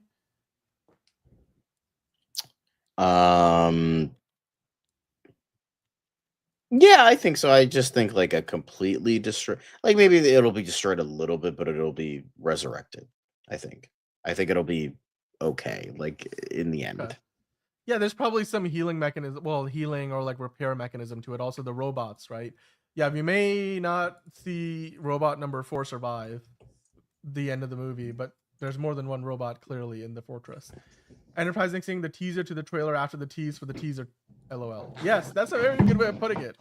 That's exactly what this is. Like we keep talking about it. Yeah, Elite Easy though, Led Zeppelin would be badass. Like, yeah, I mean, Superman is a big fan of hard rock music, but Enterprising saying the teaser to the trailer after the tease for the teaser. LOL. That's exactly what this is. James Gunn is no stranger to that approach though, so that's kind of what we got here. And now we only have like a good 10 and a half or so hours. Morkatna is in the chat. Hello, Morkatna. Enterprising is still well, Enterprising, we already talked about your comment. Nico saying, I think it's an advanced prototype Lex suit. The guy inside is just testing it. But it's also, if it's called the Hammer of Baravia, John, do you think that means that not Morkatna, do you think Lex Luthor is aligned with Baravia and he's trying to start a war? Is that what's going on? Like That could be it. That could definitely be it. You know, he's a chess player. He's Machiavellian, so he could be playing all sides, so he comes out on top. In the words of "It's Always Sunny in Philadelphia," but I think that could definitely, most definitely, be the case. That he's just playing all sides, and I fully expect that from Lex Luthor. So yeah, and you know what? definitely And could if be the the case. rumor for that Doomsday, Avengers Doomsday is true about what Doctor Doom is doing, pitting the Avengers and the Fantastic Four versus the X-Men, then maybe people will be like, oh wait, Lex did that last year. Like I'm sure somebody's gonna make that comparison, although highly unlikely they're gonna be like, oh, DC did it first, because like Marvel still tends to get, you know, the benefit of the doubt, as it were. But yeah, Ray J saying Lex is on his Palpatine mode, because in this teaser to the trailer, Lex says, you know, Super Man, like it's almost like he's giving him the name in the moment. So there's that. This shot we have seen multiple times at this point of the Daily Planet. But yeah, the theories about who's behind the suit are many and well, diverse, because it could be Ultraman, it could be Lex Luthor inside of it, it could be somebody else entirely. I wonder how Metamorpho fits into all of this. Maybe it's Metamorpho. I was thinking, because remember one of the early theories was that Metamorpho might be Ultraman. Yeah, I'm like, could it be still true? He could transform himself into some other element where he's got the same level of strength as Superman. I guess it just depends on how like Stag Industries fits into the equation and where their loyalties lie in comparison to Lex Luthor, the military, and everything. Because Superman gets arrested at one point, and the engineer is certainly a part of that arrest, as well as Rick Flag Sr. So maybe the Lex Luthor is working with the government and he frames Superman somehow. I don't know where the Justice Gang stand on that front with Lord Tech. So a lot of moving pieces. This movie will firmly, you know, launch a new cinematic universe, but also, you know what? Sometimes I do think about, like, are they doing a lot? Like, is there way too much going on? So I think the narrative focus that we've been worried about, my biggest expectation is that in this new trailer, we're going to finally know for sure if this is a movie that's going to be all over the place, or if this movie is going to have a narrative focus where Superman's story is firmly the focus of the movie. And that, I think, is ultimately what we want to hopefully have happen. That's what James Gunn says will be the case. So hopefully that will be true. And with that, John, I think we can wrap up what has been an incredibly long, almost 3-hour edition of DCU Daily. Of course, we did so many other things. Chuck Rod saying there's some Cyclops level beam that the suit is shooting. Yeah, absolutely. Absolutely. Five Ash is in his redemption arc in the chat, guys. He's saying, I love that it actually looks like Soups. That shit looks badass. Okay, all right. We got Five Ash on board. Look at that. This is great. This is great. John is giddy on the inside. He's just really tired on the outside. But we're cheering for you, Five Ash. And I know we're cheering together for this movie. I mean, this new teaser to the trailer looks nice. Hopefully we'll get a look at more of the action in the new trailer. Elite Easy is saying, I don't think it's going to be Batman Returns. We certainly hope not. So with that, guys, let us know in the comments down below. If you weren't checking us out live, what are your thoughts and expectations for the Superman trailer? If you have already seen it by the time you see this episode, then let us know your review of the new Superman trailer down below in the comments. If you're watching live, be sure to hit the like button on the way out. And the tier list is still up. Let me see if the results are in. I believe the tier list did expire. The timer on it expired. So let me see before we finish up if we got all the votes. I don't, for some reason, it's still not accruing the list. Well, I guess we'll, if we figured that out before tomorrow's show, we will bring that to you. But in the meantime, guys, hit the like button, hit subscribe if you're new. We're here 5 days a week. And the notification bell. John Campia was in the chat yesterday. Kind of geeked out about that for a few minutes. But yeah, as Mochi said, peace out, guys. Get some rest. The trailer is 10.5 hours away. Wake up and watch it. We'll see it. We'll come back and talk about it. And until then, John, you and I will try to get some shut-eye. And then, we'll be back on the next episode of DCU Daily. Look up. Look up. Yeah, look up. Look up. Guys, look up. Jesus Christ.